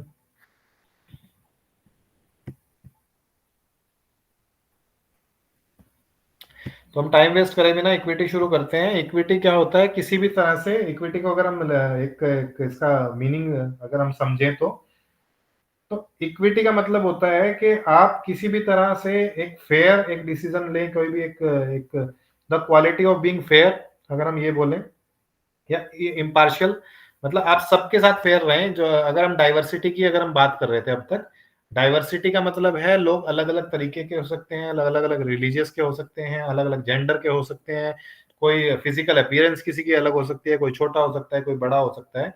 तो सबके लिए अगर हम फेयर रहते हैं वो होता है इक्विटी। सबके लिए हम पार्शियल, किसी के लिए भी हम पार्शियल नहीं होंगे, वो होता है इक्विटी। इक्विटी आपको फॉलो करना है। अगर वेजेस की बात करें, अगर हम किसी की सैलरी की बात करें, तो ऐसा नहीं है कि हम फिजिकल अपीयरेंस की वजह से, किसी के जेंडर की वजह से, या किसी के और किसी तरीके की वजह से उसके साथ पार्शियल हो जाए, तो वो आ जाएगा इक्विटी के अंदर। तो इक्विटी वर्क प्लेस पे आप कैसे इंप्लीमेंट करेंगे? इंश्योर वेज इक्विटी, आप वेजेस की इक्विटी इंश्योर करेंगे, मतलब वही जो मैंने अभी बात की थी कि कुछ भी डाइवर्सिफाइड एनवायरनमेंट हो, किसी भी तरह के लोग हों, उनकी आपस में जो वेजेस हैं वो उसकी इक्विटी आप इंश्योर करें, सबको एक फेयर वेज मिले, जो जिस हिसाब से कैपेबल है उसको उस हिसाब से वेजेस मिले। इक्विटी और आप कैसे बना सकते हैं? डाइवर्सिटी को अलाउ करके, अलग अलग डाइवर्सिटी है उसको अलाउ करें, उसको एक्सेप्ट करें, वो भी एक इक्विटी का कारण है, एक इक्विटी का टाइप है। Implement adequate employee sensitisation and awareness generation training programme, ये दोबारा से पॉइंट रिपीट हुआ है इस वाले में भी। आप अपने जो एम्प्लॉयज है उसको ट्रेन करें, अलग अलग डाइवर्सिफाइड एम्प्लॉयज को ट्रेन करें, एडिक्वेट एम्प्लॉय सेंसिटाइजेशन करें, तो ये आ जाता है, ये भी इक्विटी के अंदर आएगा। उसके बाद नेक्स्ट अगर हम किसी मेजर टॉपिक की बात करें तो work place safety and occupational health. Work place safety क्या होती है और उनके क्या बेनिफिट्स हो सकते हैं, ये अगर किसी को कोई भी आइडिया हो तो बता सकता है। हाँ, बताएं यशस्वी।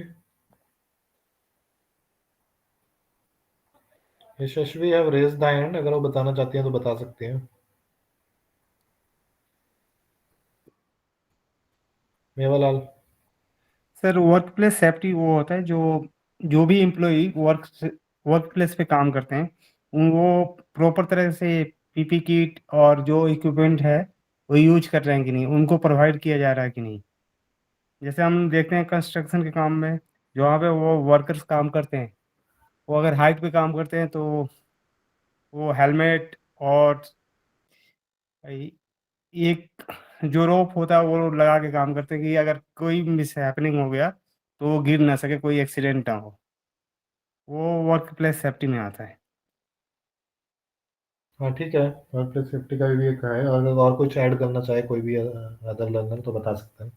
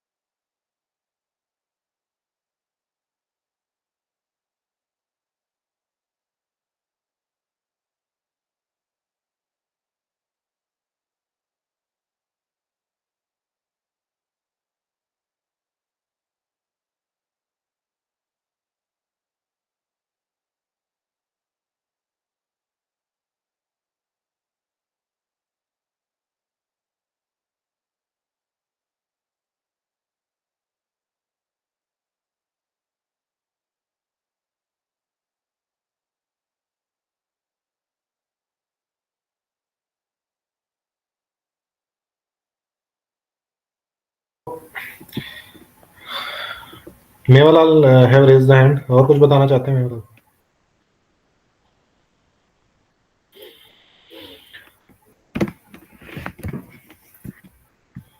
तो वर्क प्लेस सेफ्टी की अगर हम बात करें, benefits of work place health and safety, तो जैसे one of the learners told के वर्क प्लेस सेफ्टी वही होती है कि आप हर चीज का ध्यान रखें। सेफ्टी का ध्यान रखने का मतलब होता है कि आप हर चीज का जो आपके, अगर एम्प्लॉयज की बात करें, बिग और कोई अगर बड़ी ऑर्गेनाइजेशन है, कोई अगर स्मॉल ऑर्गेनाइजेशन है, तो हर हर ऑर्गेनाइजेशन के अपने अपने चैलेंजेस होते हैं, अपने अपने वर्क प्लेस चैलेंजेस होंगे। तो वर्क प्लेस सेफ्टी या एनवायरनमेंट आप कैसे क्रिएट कर सकते हैं? आप हर चीज को एग्जामिन करें, पॉसिबल थ्रेट्स को एग्जामिन करें कि क्या क्या पॉसिबल थ्रेट्स हो सकते हैं आपके एम्प्लॉयज के लिए। फॉर एग्जांपल, आप नॉर्मल सी बात करें कि अगर किसी भी आईटी कंपनी की हम बात करते हैं, तो मोस्टली ऐसा होता है कि वो आईटी कंपनीज आपको जो pick and drop service provide करती हैं, क्योंकि आईटी कंपनीज मोस्टली 24/7 ऑपरेट करती हैं। तो उसमें आपकी फीमेल एम्प्लॉयज भी होती हैं, मेल एम्प्लॉयज भी होते हैं। तो मोस्टली वो पिक एंड ड्रॉप सर्विसेज इसलिए प्रोवाइड करते हैं टू मेक श्योर कि जो सेफ्टी है वो इंश्योर रहे। वो खुद ड्रॉप करते हैं अपने एम्प्लॉयज को, खुद वहां से पिक करते हैं, जिससे कि जो उन्हें खुद आने का एक जो रिस्क है, एक रात को आने का रिस्क, अगर किसी की नाइट शिफ्ट है तो रात को आने का शिफ्ट जो रिस्क है वो उनको ना उठाना पड़े, तो वो खुद पिक एंड ड्रॉप की। तो ये भी एक एग्जांपल है वर्क प्लेस सेफ्टी और ऑक्यूपेशनल हेल्थ का, कि आप कैसे सेफ्टी इंश्योर कर रहे हैं। और एक जैसे लर्ना ने बताया कि एक मेडिकल रूम एक प्रोवाइड करना, वो भी एक वर्क प्लेस सेफ्टी का एक एनवायरनमेंट है, एक एग्जांपल है। एक वर्क प्लेस सेफ्टी का एग्जांपल ये भी हो सकता है कि आप अगर एम्प्लॉयज अलग अलग डाइवर्सिटी के एम्प्लॉयज हैं, तो उनके बीच में कोई कॉन्फ्लिक्ट ना क्रिएट हो, ये भी एक वर्क प्लेस सेफ्टी का एक एग्जांपल है। तो ये सारी चीजें वर्क प्लेस सेफ्टी के अंदर आती हैं। तो इनके बेनिफिट्स क्या हैं? Benefits of work place health and safety, it goes without saying that safe work place promotes productivity increase होगी किसी भी कंपनी की, अगर वो सेफ एनवायरनमेंट प्रोवाइड कर रहे हैं, कोई लोग बिना किसी टेंशन के काम कर पा रहे हैं, तो एक सेफ एनवायरनमेंट क्रिएट होगी, प्रोडक्टिविटी इंक्रीज होगी। फ्यूअर एक्सीडेंट, अगर हम किसी एक फैक्ट्री की बात करें जहां पर एक बहुत बड़ी बड़ी मशीनरीज पे काम हो रहा है, तो वहां पर फ्यूअर एक्सीडेंट्स होंगे, बहुत कम एक्सीडेंट होंगे अगर हम एक सेफ एनवायरनमेंट क्रिएट करते हैं। कैटेगरीज ऑफ ऑक्यूपेशनल हैजार्ड्स, मतलब कौन कौन से ऑक्यूपेशनल हैजार्ड्स हो सकते हैं, कौन कौन सी चीजें हो सकती हैं, जैसे कि फिजिकल हैजार्ड हो सकते हैं, इकोनॉमिक हैजार्ड्स हो सकते हैं। The category of occupational hazard is the most common. Physical risk include things like falls, slips and trips in addition to working at heights, loud noises and insecure machinery. वही अगर हम किसी एक ऐसी factory की बात करें जहाँ पर बहुत बड़ी मशीनरीज इन्वॉल्व हैं, तो वो एक फिजिकल हैजार्ड का एक काम है। अगर आप हाइट पे काम कर रहे हैं, वो भी एक फिजिकल हैजार्ड है। लाउड नॉइसेस के बीच में काम कर रहे हैं, वो भी एक फिजिकल हैजार्ड है। तो ये सारे फिजिकल हैजार्ड के अंदर आएंगे। या फिर आप अपने एम्प्लॉयज को ट्रिप्स पर भेजते हैं, तो वो भी एक फिजिकल हैजार्ड हो सकता है, ट्रिप्स पे अगर उनके कोई इशू होते हैं तो। उसके बाद एर्गोनॉमिक हैजार्ड्स कौन से होते हैं? There are risk associated with working in the organisation. These risks are not always obvious, but employees are still vulnerable to them. For instance, injury brought on by poor posture, dim lighting. तो ये छोटे छोटे से जो एक चीजें हैं जो हम कई बार ध्यान में भी नहीं रखते, कि पुअर पॉस्चर, एक जो हम सीटिंग प्रोवाइड कर रहे हैं अपने एम्प्लॉयज को, अगर वो पुअर है, डिम लाइटिंग प्रोवाइड कर रहे हैं, उनसे उनकी आईज पे इशू हो सकता है। और रिपीटेटिव मोशन, बार बार मूव करने का एक उनका काम है, तो वो चीजें अगर हम ध्यान में रखते हैं तो वो क्या किस में आ जाता है? एर्गोनॉमिक हजार्ड में आ जाता है। केमिकल हजार्ड वही ऑफ कोर्स जो हार्मफुल लिक्विड्स हैं, अगर वो किसी ऐसी कंपनी में, हम एक मैन्युफैक्चरिंग कंपनी में काम कर रहे हैं जहाँ पर केमिकल्स का यूज होता है, तो हार्मफुल जो लिक्विड्स हैं, गैस लीकेज हैं, वो सारी चीजें आ जाती हैं केमिकल हजार्ड के अंदर। देन बायोलॉजिकल हजार्ड्स जो हेल्थ केयर वर्कर्स के लिए होते हैं, लेबोरेटरी, जैसे कि कोविड की हमने बात करी थी कुछ टाइम पहले, तो वो बायोलॉजिकल हैजार्ड के अंदर आता है, जिसमें हेल्थ केयर वर्कर्स बहुत ज्यादा टारगेट पे थे। वो एक बायोलॉजिकल हैजार्ड्स का एक एग्जांपल है। तो इन ऑक्यूपेशनल हैजार्ड्स से आप कैसे डील कर सकते हैं, ये कुछ पॉइंट्स दिए हुए हैं, उनमें से अगर हम एक पॉइंट पढ़ें, the organisation needs to involve the employees in implementing workplace health and safety, make the employees aware of all the policies and procedures to ensure the commitment towards their adequate implementations. तो कैसे आप अपने जो employees हैं, कैसे employees हैं जो उनको डील कैसे करेंगे ऑक्यूपेशनल हैजार्ड से। फॉर एग्जांपल, अगर किसी ने किसी आईटी कंपनी में काम किया है, किसी कॉल सेंटर में काम किया, तो बहुत सारी बार ऐसा होता है कि आपकी 10-10, 15-15 दिन में या एक महीने में एक ड्रिल होती है, ड्रिल में क्या होता है, जब आपको बताते हैं कि फॉर एग्जांपल अगर फायर लग जाती है इस बिल्डिंग में तो आपको कैसे कैसे मूव करना है, क्या क्या चीजें आपको फॉलो करनी है, वो एक एक फेक ड्रिल होती है। मतलब आपको एक ऐसा एनवायरनमेंट क्रिएट कर दिया जाता है जिसमें ऐसा लगेगा जैसे सच में फायर, एक आग लगी है उस बिल्डिंग में, और आपको फिर बताया जाता है कैसे कैसे बाहर निकल सकते हैं। तो ये एक ट्रेनिंग का एक एक प्रोसीजर होता है जिसमें आपको अगर सचमुच में आग लग जाती है तो इन ड्रिल्स की वजह से आपको एक माइंड में याद रहता है कि आपको इन केसेस में क्या करना है। और आप उस केस में अगर एक रियल में एक सच में फायर होती है तो उस केस में आप उसको इंश्योर कर सकते हैं कि आप उसके कि आपको कोई नुकसान ना हो। तो ये एक दो तरीके हैं, इसमें से आप जो पॉइंट्स पढ़ेंगे तो आपको और तरीके पता चलेंगे, जैसे कि the organisation needs to continuously make efforts towards improving the system by adopting the latest methods and techniques. तो जो ऑर्गेनाइजेशन है वो जो लेटेस्ट कोई भी मेथड्स आ रहे हैं किसी भी चीज के अपने हैजार्ड्स को इम्प्रूव करने के, वो सारे अगर वो लेटेस्ट मेथड्स के साथ अपडेटेड रहती है, अपने इम्प्लीमेंट करती है लेटेस्ट, फॉर एग्जांपल क्या लेटेस्ट मेथड्स हो सकते हैं, अगर फायर के लिए हम बात करें तो जो फायर एक्सटिंग्विशर्स हैं उनको लेटेस्ट टेक्निक से या लेटेस्ट जो हमारे जो लेटेस्ट अवेलेबल पॉसिबल मेथड है उससे उनको रिफिल करवाया जाए, और बार बार और कोई अगर फायर को अगर अवॉइड करने के जो प्रोसीजर्स हैं उनको फॉलो करा जाए। फायर के अलावा बहुत सारे ऑक्यूपेशनल हैजार्ड्स हो सकते हैं, तो उनको अगर हम अपडेटेड रहते हैं, उनको फॉलो करते हैं, तो ये भी एक तरीका है ऑक्यूपेशनल हैजार्ड से बचने का। इसमें एक केस स्टडी जो दी हुई है, हर एक टॉपिक के साथ केस स्टडी दी हुई है। ये केस स्टडी इसलिए दी हुई है कि आप इनको पढ़ेंगे तो आपको समझ में आएगा कि कैसे कैसे किसी कंपनी ने उन ऑक्यूपेशनल हैजार्ड्स को, या और भी टॉपिक्स में आपने देखा होगा केस स्टडी थी, तो इनको पढ़ना बहुत जरूरी है। इनसे आपको एक एग्जाम्पल मिल जाएगा, आपको पता चल जाएगा कि कैसे कैसे ये चीजें ऑक्यूपेशनल हैजार्ड्स को किसी कंपनी ने किसी पुराने टाइम में कैसे अवॉइड किया था, कैसे उनके उनके एम्प्लॉयज को उन्होंने बचाया था, या जो भी एक चीजें हैं, ये केस स्टडी को पढ़ के आपको बहुत इजीली पता चल जाएगा। उसके बाद honesty, integrity and accountability of employees towards organisation. तो ऑनेस्टी क्या हो सकती है किसी भी एम्प्लॉयज की? ट्रस्ट क्या है कि अगर आप जो काम कर रहे हैं वो बिल्कुल आप ट्रस्टफुली आप अपने रिपोर्ट कर रहे हैं, अपनी कंपनी के लिए कमिटेड हैं, अपनी ऑर्गेनाइजेशन के लिए कमिटेड हैं। रिस्पॉन्सिबिलिटी, रिस्पॉन्सिबल आप फील कर रहे हैं, आप अपना जो काम है उसके लिए रिस्पॉन्सिबल फील करते हैं। ऐसा नहीं है कि आपको आज कोई काम दिया गया है बट आप एक रिस्पॉन्सिबिलिटी नहीं ले रहे हैं, रिस्पॉन्सिबिलिटी उस काम के लिए नहीं ले रहे हैं, आप उस काम को ढंग से नहीं कंप्लीट कर रहे हैं। Accountability is also one of those thing. Responsibility and accountability एक तरह से एक दूसरे के पूरक हैं कि आप अपने काम को कितना अकाउंटेबल लेते हैं। अगर कोई काम आपको ऐसा दिया जाता है जो क्रिटिकल है, जो किसी प्रोजेक्ट के लिए इमीडिएटली आपको करना है, तो आप कितनी अकाउंटेबिलिटी लेते हैं उस काम के लिए एज अ एम्प्लॉय, तो ये अकाउंटेबिलिटी के अंदर आ जाता है। रिलायबिलिटी, आपके ऊपर आप एक रिलायबिलिटी प्रोवाइड करें, आपके जो टॉप मैनेजमेंट है उनको पता हो कि इस एम्प्लॉय को अगर मैं ये काम देता हूँ या देती हूँ, देन ही और she will be able to do it. आप रिलायबल एक एम्प्लॉय बने, आप अपना ऐसा काम करें that you are reliable enough so that any work can be given to you. अब ये तो आगे ट्रस्ट के अंदर, ये तो आगे के एम्प्लॉयज की ऑनेस्टी के क्या क्या एक प्रिंसिपल्स हो सकते हैं, क्या क्या ऑनेस्टी ऑफ एम्प्लॉयज के अंदर क्या क्या चीजें आती हैं। उसके बाद अगर हम बात करें एडवांटेजेस ऑफ ऑनेस्टी, ऑनेस्टी की क्या एडवांटेजेस होंगी? अगर आप ऑनेस्ट हैं, अगर आप एज अ लीडर ऑनेस्ट हैं तो आपकी लीडरशिप इंप्रूव होगी, आपके ऊपर सब ट्रस्ट करेंगे, जितने भी आपके सबऑर्डिनेट्स हैं वो ट्रस्ट करेंगे। Encourage favourable and organisational culture, एक फेवरेबल ऑर्गेनाइजेशन कल्चर क्रिएट हो जाएगा। एथिकल डिसीजन मेकिंग होगी, यानी कि सही डिसीजन मेकिंग होगी top to bottom. Diversity promote होगी। तो ये सारी चीजें क्या हैं, ऑनेस्टी, एक ऑनेस्ट एक एनवायरनमेंट होने के एडवांटेजेस हैं।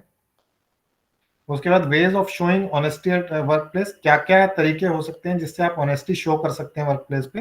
Respect team members, manage conflict, be prepared for work, report unethical behaviour, encourage accomplishments, remain transparent, encourage team work. ये सारी बड़ी कॉमन सी चीजें हैं, इनको समझाने की जरूरत नहीं है। एनकरेज टीम वर्क, आप कैसे टीम वर्क एनकरेज करेंगे। मैनेज प्रोडक्ट डेडलाइंस को आप फॉलो करें। इम्प्रूव कम्युनिकेशन स्किल्स, आप अपने कम्युनिकेशन स्किल्स कंपनी के भी इम्प्रूव करें, ग्रुप के भी इम्प्रूव करें, अपने भी इम्प्रूव करें। प्रॉपर अंडरस्टैंडिंग आप लाएं, जो आपके पास कंप्लेंट्स आ रही हैं, आपके पास फीडबैक्स आ रही हैं, उसकी एक प्रॉपर अंडरस्टैंडिंग हो। उसके बाद इंटीग्रिटी ऑफ एम्प्लॉयज क्या होता है? Integrity is the ability to conduct respectfully regardless of whether someone is being observed और not. Integrity implies that one appreciates excellent morals and ethics and adhere to them in all aspects of life when engaging with friends and co-workers. assisting customers and creating a positive initial perception when meeting new people. Integrity is essential. तो integrity का मतलब क्या होता है कि आप बिना किसी इन्फ्लुएंस के भी अपना काम अच्छे से करें, आप अपनी सारी चीजें एक्सीलेंट, अपने मोरल्स को अप रखें, अपने एथिक्स के ऊपर अपने स्टिक रहें, कस्टमर को असिस्ट करें बिना किसी इररिस्पेक्टिव ऑफ एनवायरनमेंट, आपको चाहे कैसी भी एनवायरनमेंट मिले, पर आप अपनी तरफ से इंटीग्रिटी अपनी मेंटेन करें, कोवर्कर्स के साथ अच्छे से काम करें, कस्टमर्स के साथ अच्छे से काम करें, एक पॉजिटिव एनवायरनमेंट क्रिएट करें।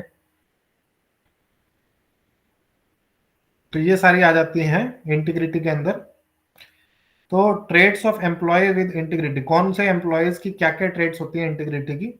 ऑनेस्टी, ट्रस्टवर्दी, रिस्पेक्ट, ये सारी, अगर किसी एम्प्लॉयज के अंदर ये सारी चीजें, ऑनेस्टी है, ट्रस्टवर्दीनेस है, रिस्पेक्ट है, प्राइड है, रिस्पॉन्सिबल इनफ है, पेशेंस है, तो ये सारी, ग्रेटिट्यूड है, ये सारी इंटीग्रिटी के ही एक पार्ट है। आपको पता चल जाएगा ये एम्प्लॉय कितना इसकी इंटीग्रिटी है अगर ये सारी चीजें उसके अंदर है। पेशेंस है किसी भी एम्प्लॉय के अंदर, ग्रेटिट्यूड है, दूसरों को वो इज्जत दे रहा है तो वो ग्रेटिट्यूड के अंदर आएगा, रिस्पॉन्सिबल इनफ है, अपने काम के लिए रिस्पॉन्सिबल है, प्राइड है, अपने काम के लिए प्राइड करता है, अपने ऑर्गेनाइजेशन के लिए प्राइड करता है।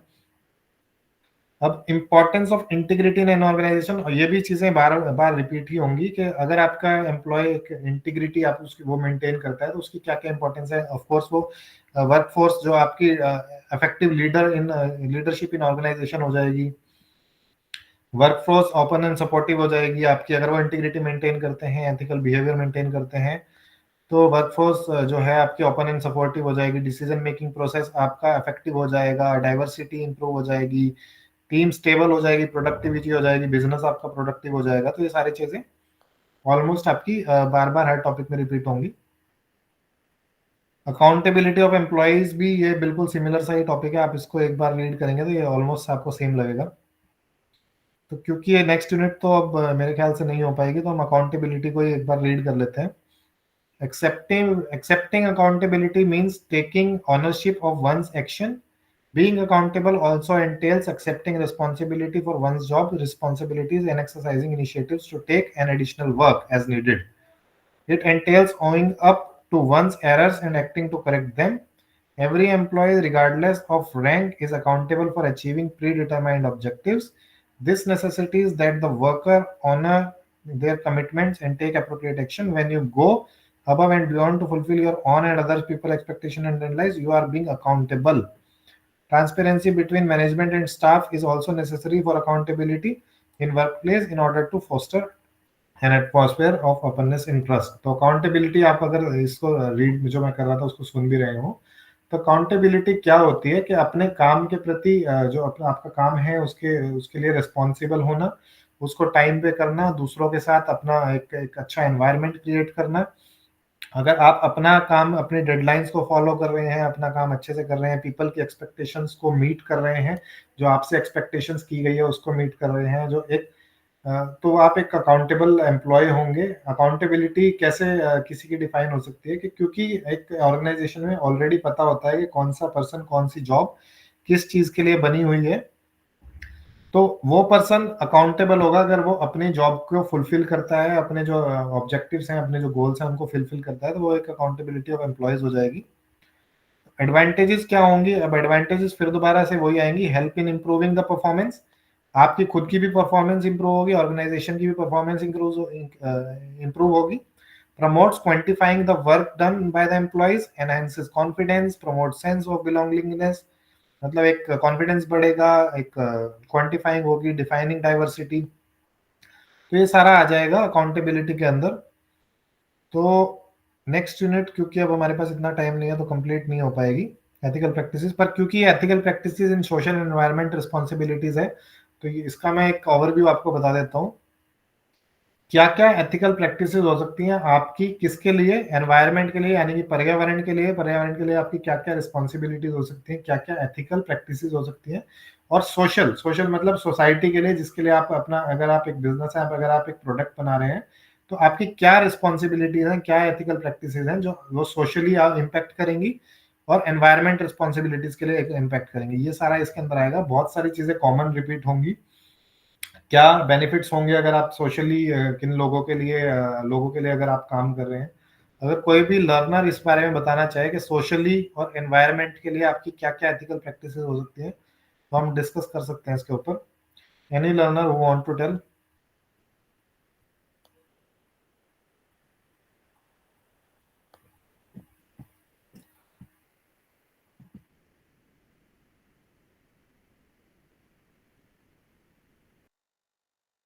सर एक बार फिर से रिपीट कर देते हैं। तो कौन सी वाली चीज हो? अभी जो क्वेश्चन पूछा था कि इस टॉपिक पे डिस्कशन किया। सोशल और एनवायरमेंटल रिस्पॉन्सिबिलिटी। सोशल रिस्पॉन्सिबिलिटी होती है जो आप जिस जगह पर आप काम कर रहे हैं, अपना बिजनेस कर रहे हैं, उसमें सोशली आपकी क्या रिस्पॉन्सिबिलिटीज हो सकती हैं। एनवायरनमेंट यानी कि पर्यावरण के लिए आपकी क्या रिस्पॉन्सिबिलिटीज होती हैं। आप अगर एक बिजनेसमैन है, आपका एक बिजनेस है, तो आपकी इन दोनों सोशली क्या रिस्पॉन्सिबिलिटीज हो सकती है, एनवायरनमेंट के लिए क्या रिस्पॉन्सिबिलिटीज हो सकती हैं, वो इस यूनिट में है। तो आप उसके बारे में अगर कुछ बता सकते हैं, कोई भी लर्नर बता सकता है तो बता सकते हैं। एज पर ये हम सोशल इन्वायरमेंट की बात करें तो हम सबकी दायित्व है कि हमें इन्वायरमेंट के जो रिसोर्स हैं उसका कंजर्वेशन करना, उसका संरक्षण करना। जैसे एनर्जी है उसका सेव करना, वाटर है उसको अच्छी तरह से यूज करना, वाटर वेस्ट न करना। जैसे लैंड के लिए हम बात करें तो लैंड में डिस्पोजल वेस्ट डिस्पोजल कम करना। और एयर में जो हमारी हमें अपने हमें वो एक्टिविटीज नहीं करनी जिससे हमारा एयर पोल्यूशन हो, कि हमारा इन्वायरमेंट रिस्पॉन्सिबिलिटी हो जाता है। और सोशल, जो हम जिस सोसाइटी में रहते हैं उस सोसाइटी के लिए हमें काम करना चाहिए। जहाँ पे जो हमारा जो हमारी सोसाइटी है वहाँ हमें लोकल परचेज पे फोकस करना चाहिए। जो छोटे छोटे लोकल वेंडर्स हैं उनका ग्रोथ हो। हमें सोसाइटी और कम्युनिटी इवेंट करने चाहिए जिससे ये सोसाइटी और स्किल डेवलपमेंट हो। ये हो सकता है सर। हाँ, बिल्कुल सही हेलो। बता रहे हैं आप, बिल्कुल सही बता रहे हैं। और कुछ अगर आप इसमें ऐड करना चाहें या कोई और लर्नर ऐड करना चाहें? कहाँ खरीदे गए? ठीक।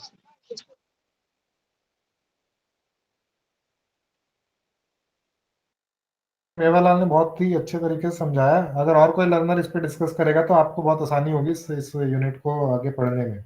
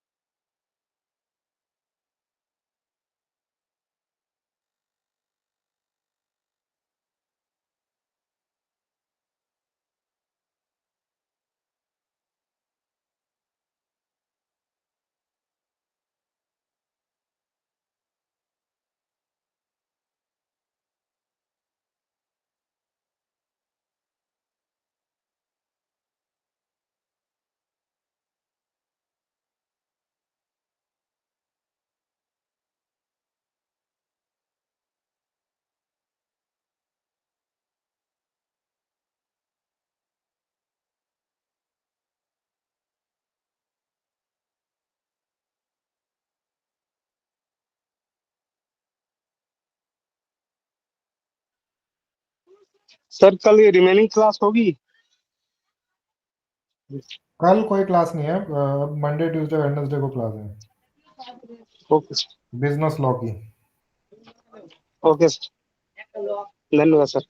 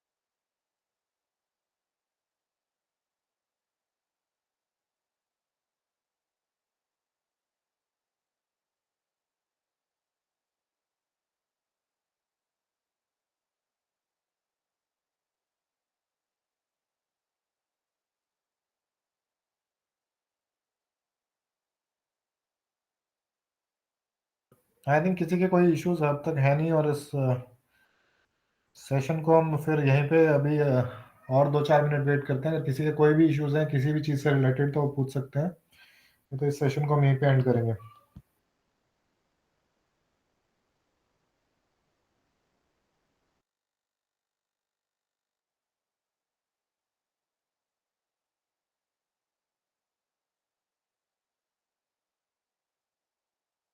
सर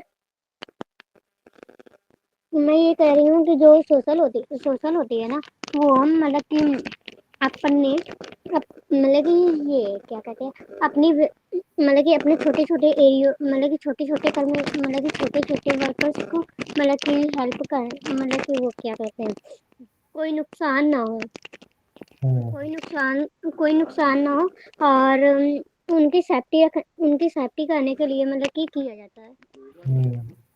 ठीक है। कोई चीज की हानि ना हो पाए उन पर। ठीक है।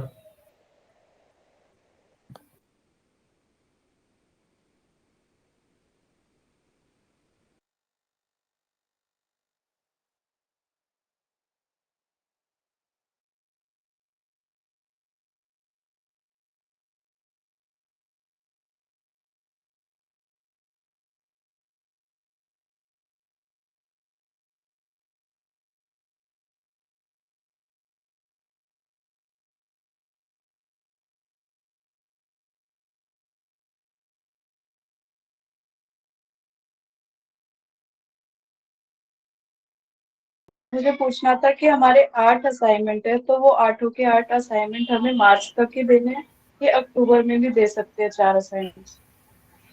नहीं, अगर आपके किसी भी एक ईयर में अगर आपके 8 सब्जेक्ट हैं तो आपको उसी ईयर में देने हैं, नहीं तो फिर वो बड़ा इशू हो जाता है मार्क्स लगने में। तो आपको उसी 31 मार्च से पहले वो देना है। अगर इन केस वो डेट बढ़ जाती है तो वो वेबसाइट पे शो हो जाएगी डेट आपको, ये सोशल मीडिया प्लेटफॉर्म्स पे, तो उस डेट के अकॉर्डिंग आप उनको देंगे।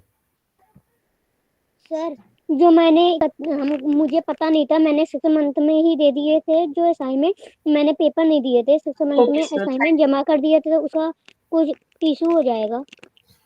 आप अपना चेक करें ग्रेड कार्ड, अगर आपके असाइनमेंट के मार्क्स नहीं लगे हैं तो आप अपने रीजनल सेंटर से बात करें फिर इस बारे में ना। अपने रीजनल सेंटर पे जाएं और उस बारे में बात करें कि आपने ऐसे 6 मंथ्स में असाइनमेंट दिए थे और उनके नंबर क्या कैसे अपडेट होंगे। अपडेट हो जाएंगे वो नंबर, बट अगर अब तक अपडेट नहीं हुए तो आपको इन्फॉर्म करना पड़ेगा अपने रीजनल सेंटर को। और सर अभी मुझे कब निकला था इसका? मैंने दिसंबर में जमा किए थे। 31 मार्च तक जमा करने थे आपको, अगर आपने जून जुलाई में एडमिशन लिया है तो। नहीं, मैंने जो 6 मंथ का जमा किया था उसका क्या निकल चुका है असाइनमेंट का? आपके सेशन के हिसाब से होता है प्रियांशी। अगर आपका ईयरली कोर्स है तो आपको ईयर में जमा करने होते हैं, ना कि आप 6 मंथ्स में जमा करते हैं। अगर आपने जमा करे हैं तो आप अपने रीजनल सेंटर को वो चीज़ बताएं, अपनी असाइनमेंट सबमिशन स्लिप लेके जाएं और अपने रीजनल सेंटर को ये चीज़ इन्फॉर्म करें कि आपने ऐसे ऐसे किया है और आपके मार्क्स अपडेट नहीं हुए। पहले आप अपना ग्रेड कार्ड चेक करें कि आपके मार्क्स अपडेट हुए हैं कि नहीं हुए। तो फिर सर हो जाएंगे? देखिए, वो regional centre to regional centre depend करता है आपके असाइनमेंट के मार्क्स कब आए, कैसे आए, आपके रीजनल डायरेक्टर ने कैसे उनको अपडेट कराया, तो वो डिपेंड करता है अलग अलग रीजनल सेंटर्स पे। अगर आप रिक्वेस्ट करेंगे तो जाके तो वो अपडेट हो भी सकते हैं, पर उसके लिए आपको इन्फॉर्म करना पड़ेगा, रिक्वेस्ट करना पड़ेगा अपने रीजनल सेंटर से। Okay sir, make sure thank कि यू आप सर। अपने असाइनमेंट टाइम से ही जमा करवाएं, ना टाइम से पहले जमा करवाएं ना टाइम के बाद जमा करवाएं। ओके चलिए सर, फिर, आई thank think you course sir. से रिलेटेड कोई इशू अभी किसी को है नहीं, तो हम इस सेशन को यहीं पे क्लोज करते हैं। अगर आपको इस कोर्स से रिलेटेड कोई भी इशू फिर भी आता है तो आप अपने स्टडी सेंटर पे जाके कोऑर्डिनेटर से मिल सकते हैं। अपने जो भी आपके स्टडी सेंटर ने टाइम मेंशन किया होगा, मोस्टली वीकेंड्स होते हैं, तो आप उनसे जाकर भी इश्यूज अपने डिस्कस कर सकते हैं इसमें जो भी यूनिट सब बची होंगी। अब मंडे ट्यूसडे वेडनेसडे को सेशन होगा बिजनेस लॉ का, क्योंकि बिजनेस लॉ के सेशन बहुत ज़्यादा इंटरप्ट हुए थे, तो आरसी चंडीगढ़ ने फिर 3 क्लासेस ऑर्गेनाइज कर दिए हैं या सेशंस ऑर्गेनाइज कर दिए हैं। तो मंडे ट्यूसडे वेडनेसडे को आप लोग ज्वाइन कर सकते हैं बिजनेस लॉ के लिए। मोस्ट प्रोबेबली या तो I will be teaching, I will be having the session, और doctor Bhanu sir will be having the session. And accordingly आपको उस चीज़ में आप मेक श्योर करें कि आप पढ़ के आएँ, ताकि ये एक डिस्कशन सेशन बने, ना कि एक टीचिंग सेशन बने, जो इसका नाम भी है। तो आज के लिए हम यहीं पे क्लोज करते हैं सेशन को। I'll ask RC Chandigarh to close the session for today. Have a good day. Okay, sir. Good evening, sir.